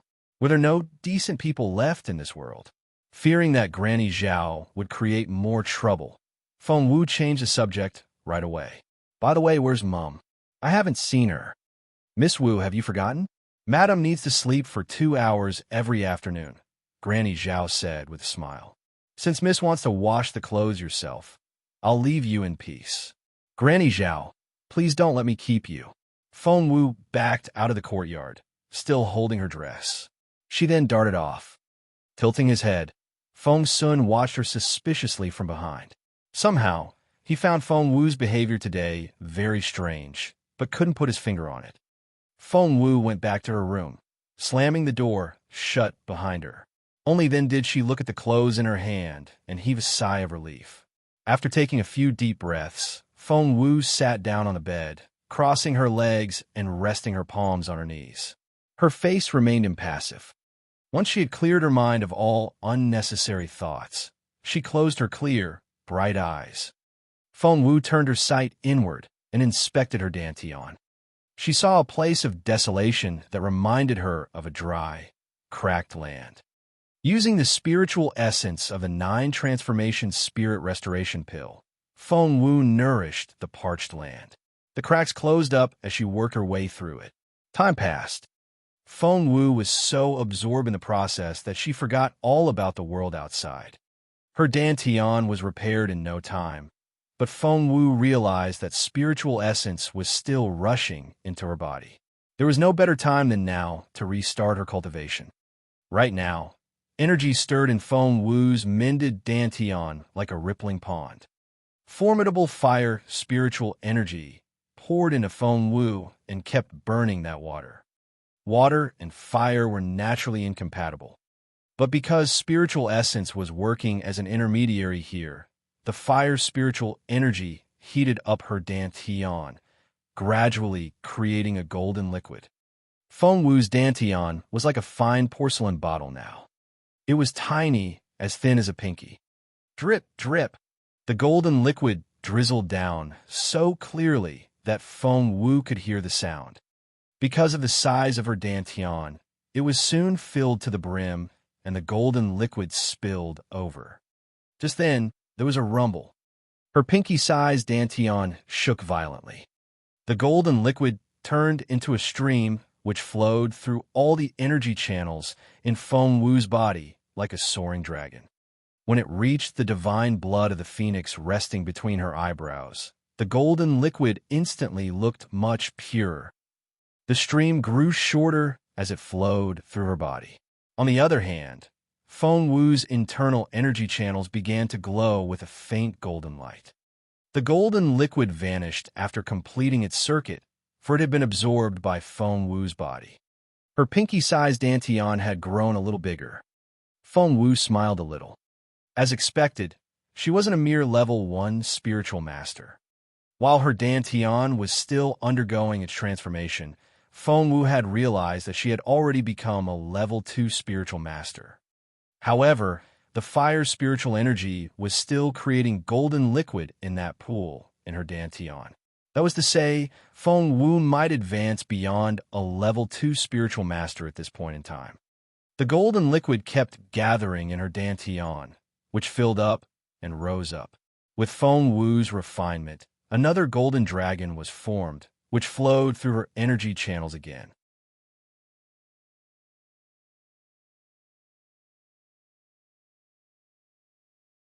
Chapter 143, Her Beautiful Master. Chapter 143, Her Beautiful Master. Rumble. Feng Wu's tiny dantian expanded again. Needless to say, Feng Wu was a level 3 spiritual master now. The spiritual master stage consisted of 9 levels in total, and at her current rate of progress. Feng Wu smiled at that thought. Breathing out a stream of turbid energy through her nose, Feng Wu slowly opened her eyes. Starting from 0, she had reached level 3 all at once, which made quite a lot of noise. Jun Linyuan and the others were right next door and had to have noticed something. She had to make up some very good excuse to explain herself now. However, at the thought of Jun Linyuan's knowing eyes, Feng Wu was at a loss over what to say. She could only hope that they wouldn't make the connection between her and the ugly girl. Wait, now that she had made some progress, would her master wake up? As soon as she opened her eyes, she shifted a little and entered her ring in her spiritual form. She hurried close and looked at her beautiful master expectantly. Would he wake up now that she had resumed her cultivation?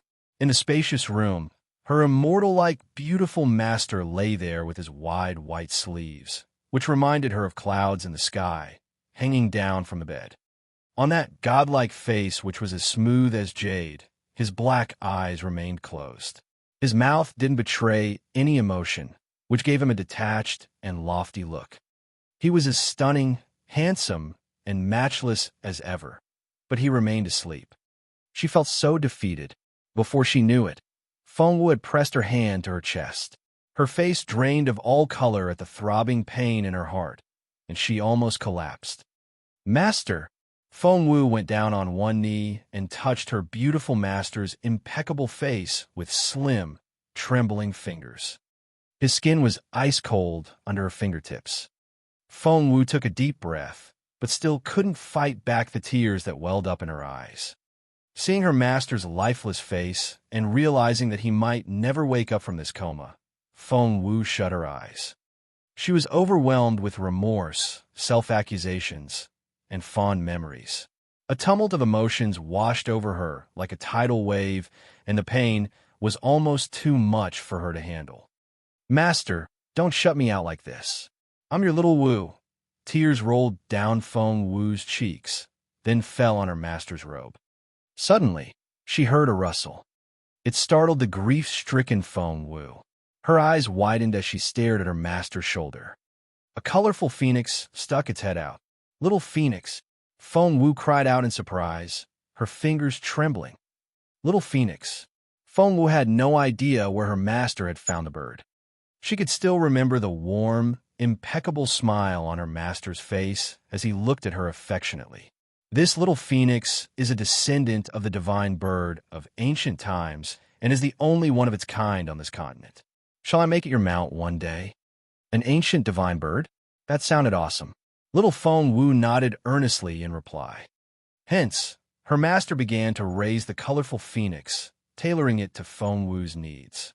In less than a year, the dull, lackluster little bird grew 7 beautiful tail feathers, and the ugly duckling turned into a pretty phoenix, not to mention improved so much in capability that it surpassed Feng Wu, which had been quite a hard blow to her. However, when her beautiful master went into a coma when Feng Wu was 8, the phoenix disappeared with him. Feng Wu had thought that the bird had left, but she now realized that it had gone into a coma together with her master.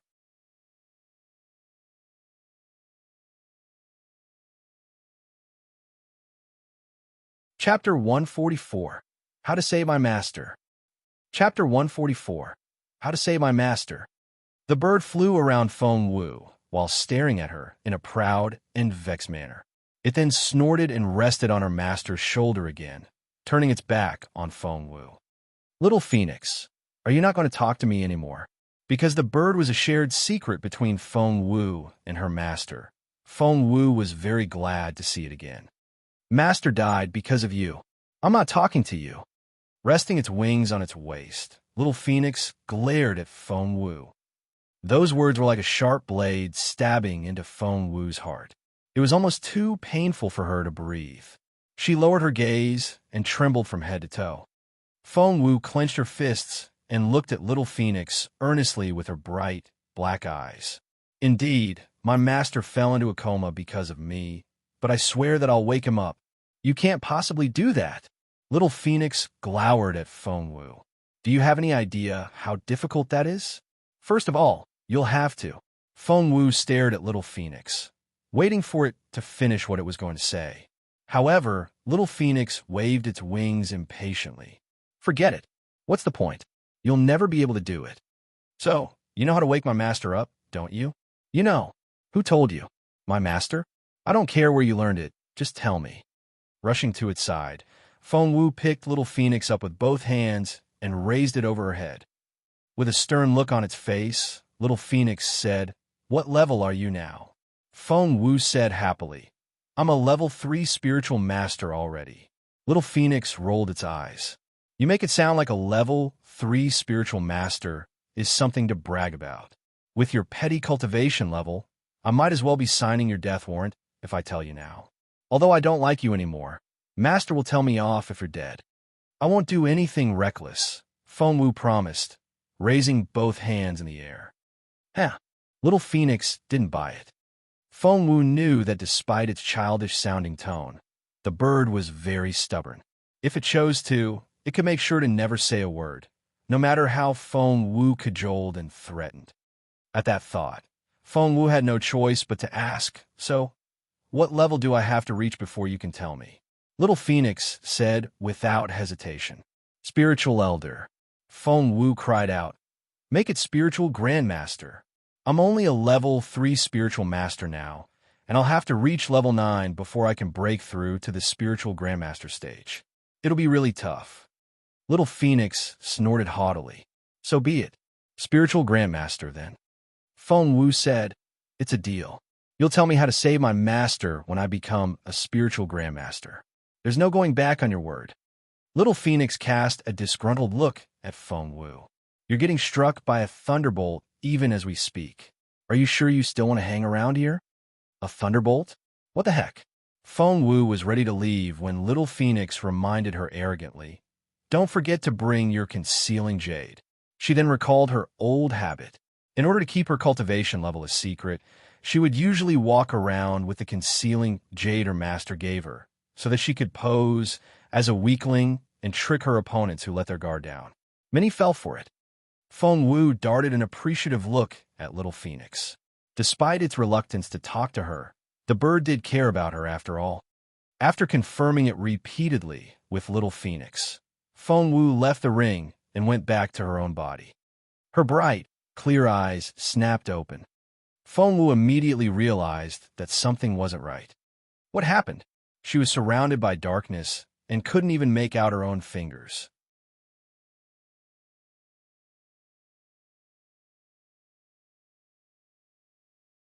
Chapter 145. I'm not going to the Imperial capital. Chapter 145. I'm not going to the Imperial capital. She was covered in layer upon layer of debris, which was packed tightly around her without letting any light in. It felt as if she had been buried alive. Meanwhile, she could hear her beautiful mother's anxious wails. Xiao Wu, are you all right?" Feng Lu held onto the beautiful lady and feigned a caring tone. "Auntie, things like this happen." The thunderbolt came out of the blue and, of all the rooms, it just happened to hit Feng Wu's. It collapsed right away. Even if the thunderbolt didn't kill her, the bricks would surely have crushed her to death. Crying won't change anything. She might be trying to console Feng Wu's mother, if she could hide the satisfaction in her tone. Frightened, the beautiful lady burst into tears. With a sudden burst of energy, she shoved Feng Lu to the side and stumbled toward the pile of ruins. She tripped halfway there, but she immediately scrambled to her feet and went on running. Feng Wu couldn't bring herself to see her mother in such a distraught state. She rose to her feet right away. Crumble, broken bricks and tiles rolled down the pile as she stood up. Everyone turned their eyes in her direction at the noise. Their eyes widened as they saw a figure walk out of the debris. Her face was stunning. Her expression was undisturbed. The look in her eyes was as calm as ever. Xiao Wu, the beautiful lady, was worried sick. Holding on to Feng Wu with her slender fingers, she couldn't stop trembling. Xiao Wu, what are we going to do? Your room was destroyed by lightning. Mom, I'm fine. Feng Wu didn't know whether to laugh or cry. Seeing that her mother's face was smudged with dirt, she gently wiped her face clean. After rubbing the beautiful lady's shoulders softly to calm her down, Feng Wu turned her gaze on Feng Lu. Feng Lu's stomach lurched when their eyes met. What was going on? Why did she feel that Feng Wu's stare was even more piercing and intimidating than usual? When Feng Wu turned her dark eyes her way, Feng Lu felt as if a cold, sharp blade had stabbed her in the heart. Why are you still standing? Why aren't you dead? Feng Lu couldn't understand why this had happened. Wasn't Feng Wu useless?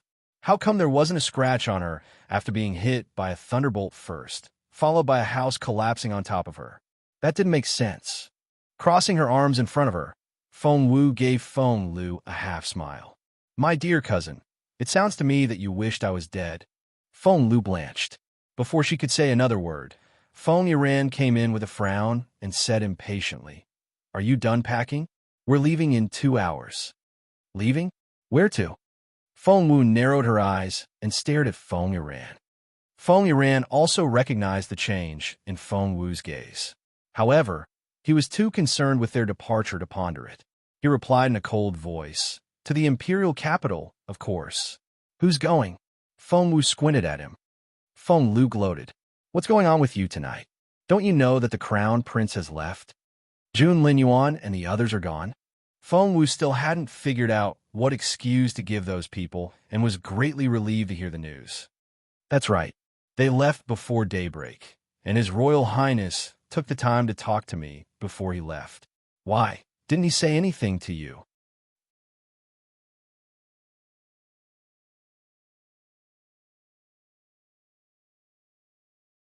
Chapter 146. To our boss June, that girl is... Chapter 146. To our boss June, that girl is... It didn't take a genius to see that Feng Lu was showing off. That only settled Feng Wu's mind further. Go pack. You only have 2 hours. We're setting out as soon as the day breaks, Feng Lu prompted. Feng Wu snorted. I'm perfectly happy living here in Northern Border City. Why should I go with you? I'm staying right here. Her beautiful mother suddenly took her hand with teary, pleading eyes. Her cheeks were streaked with tears, which was the last thing Feng Wu wanted to see in this world.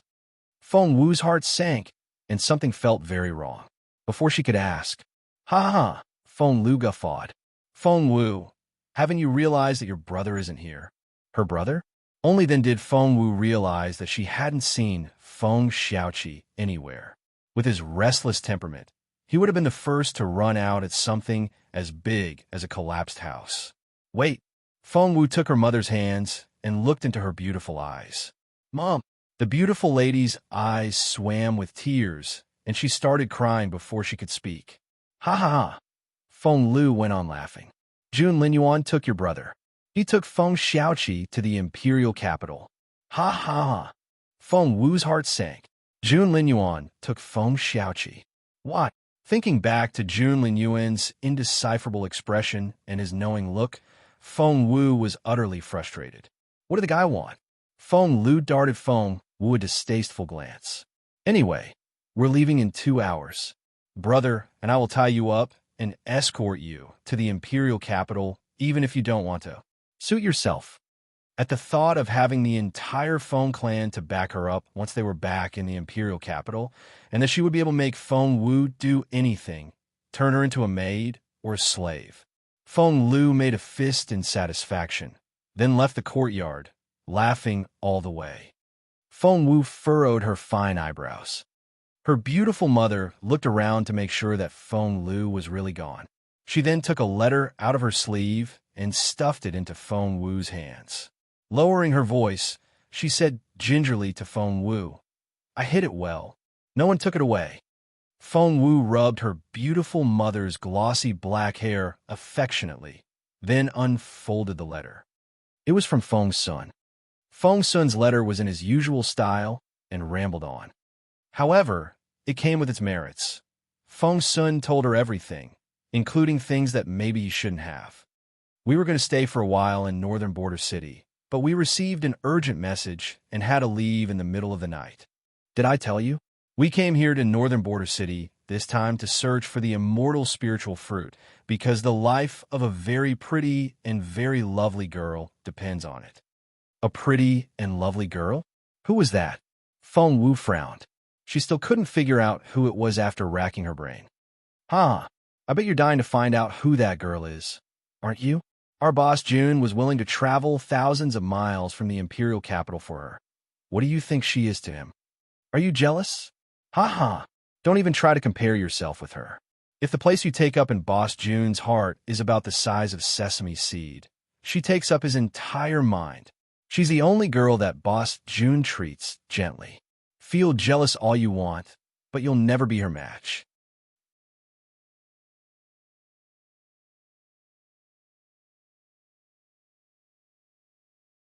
Chapter 147.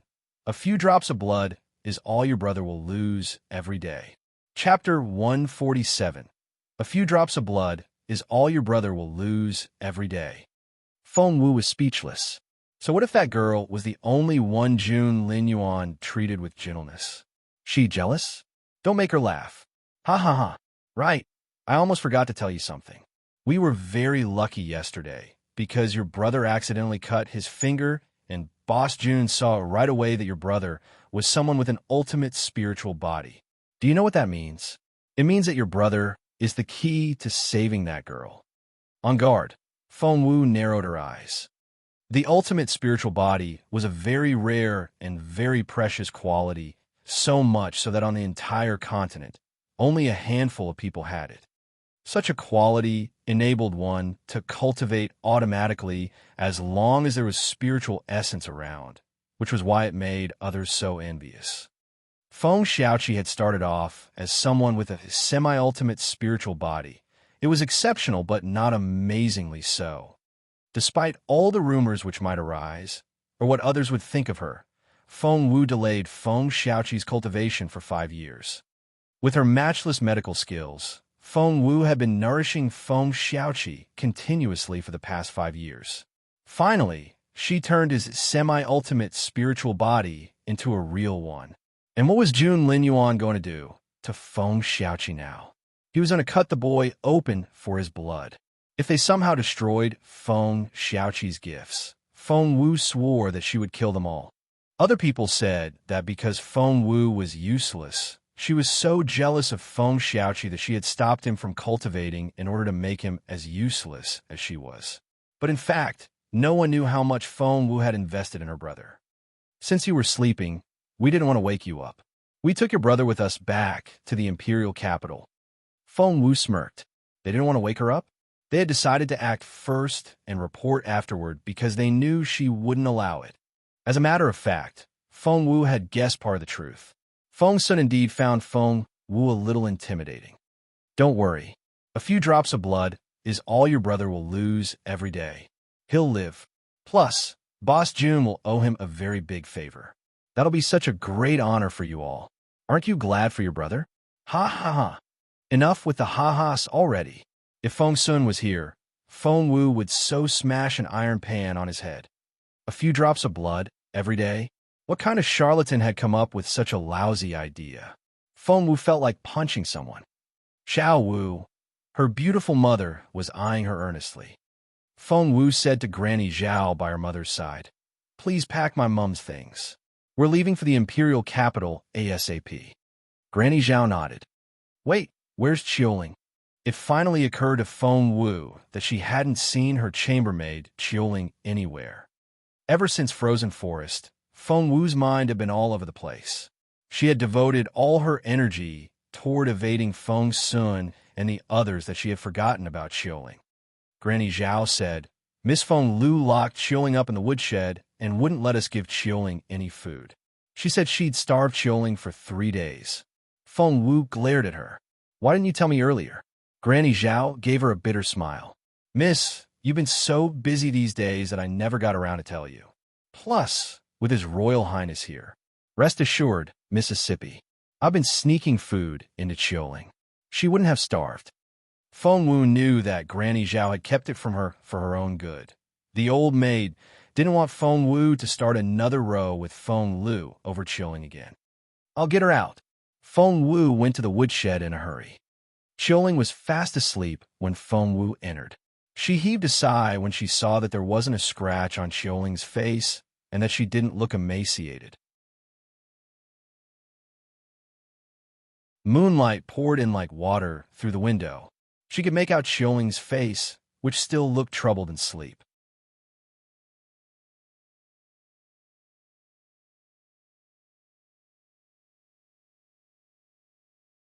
Chapter 148. You're the one Feng Sun made such a fuss about. Chapter 148. You're the one Feng Sun made such a fuss about. Xiaoling's face was covered in sweat, and she looked panic-stricken. Sitting down on the bed, Feng Wu patted her gently on the shoulder. Xiaoling, wake up. Miss Wu. Xiaoling cried out and bolted up from the bed, her eyes still closed. Bad dream? Feng Wu asked guiltily. Xiaoling opened her eyes at Feng Wu's voice and was shocked when she saw the latter. She sat there in a trance-like state. Am I still dreaming? It seems like I saw my mistress come back.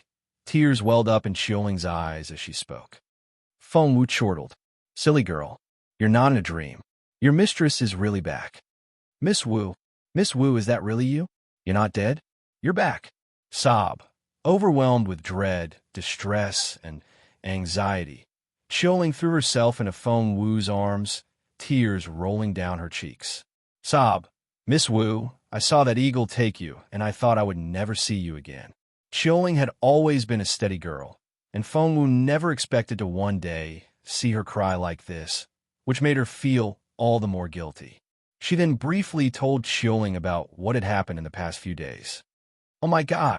Covering her mouth with both hands, Xiaoling's eyes popped out. Miss, why? You stole that immortal spiritual fruit from the crown prince after that eagle snatched you. Feng Wu nodded. Yup, and you've refined the 9 transformation spirit restoration pill with that fruit, and you can resume your cultivation. Feng Wu nodded again. Yup. Oh God, oh God, oh God. There's divine justice after all. Sob. Burying her face in her palms, Xiaoling wept with joy. Tears rolled down her cheeks like broken beads. This is great. This is the greatest news. Xiaoling had served Feng Wu since they were little.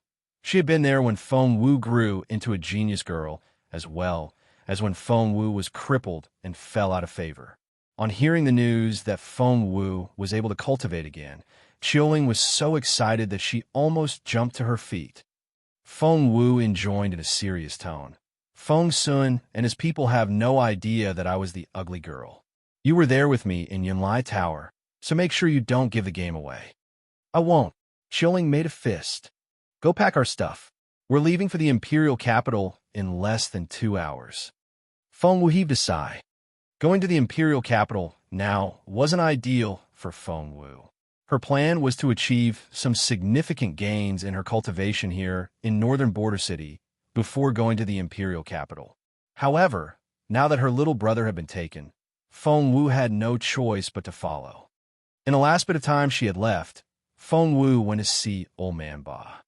Old Man Ba welcomed Feng Wu with his intense gaze. He looked Feng Wu up and down, eager for some gossip. Feng Wu sat down in a familiar manner, poured some tea for herself, and casually sipped it, completely unaffected by the old man's probing gaze. In the end, Old Man Ba was the first to give in. Leaning toward Feng Wu, he said, Hey, little one. What? Feng Wu said grumpily. You're the person Feng Sun made such a fuss about, aren't you? Feng Wu was baffled. Master Ba, aren't you supposed to be a medicine maniac? I didn't know you were interested in such worldly affairs. Old man Ba gave Feng Wu a sidelong glance and said haughtily, I'm only asking because you're involved. I wouldn't give a damn if it was anyone else. Old people indeed behaved like kids. Feng Wu shook her head. I'm not the one. TCH. Old man Ba didn't buy it. Liar. You were the one in my refinery, and only you knew about that passageway. Who else could it be? That you're tuning in to the Warrior Lore YouTube channel. Don't forget to subscribe and join us on this journey to catch the most captivating stories.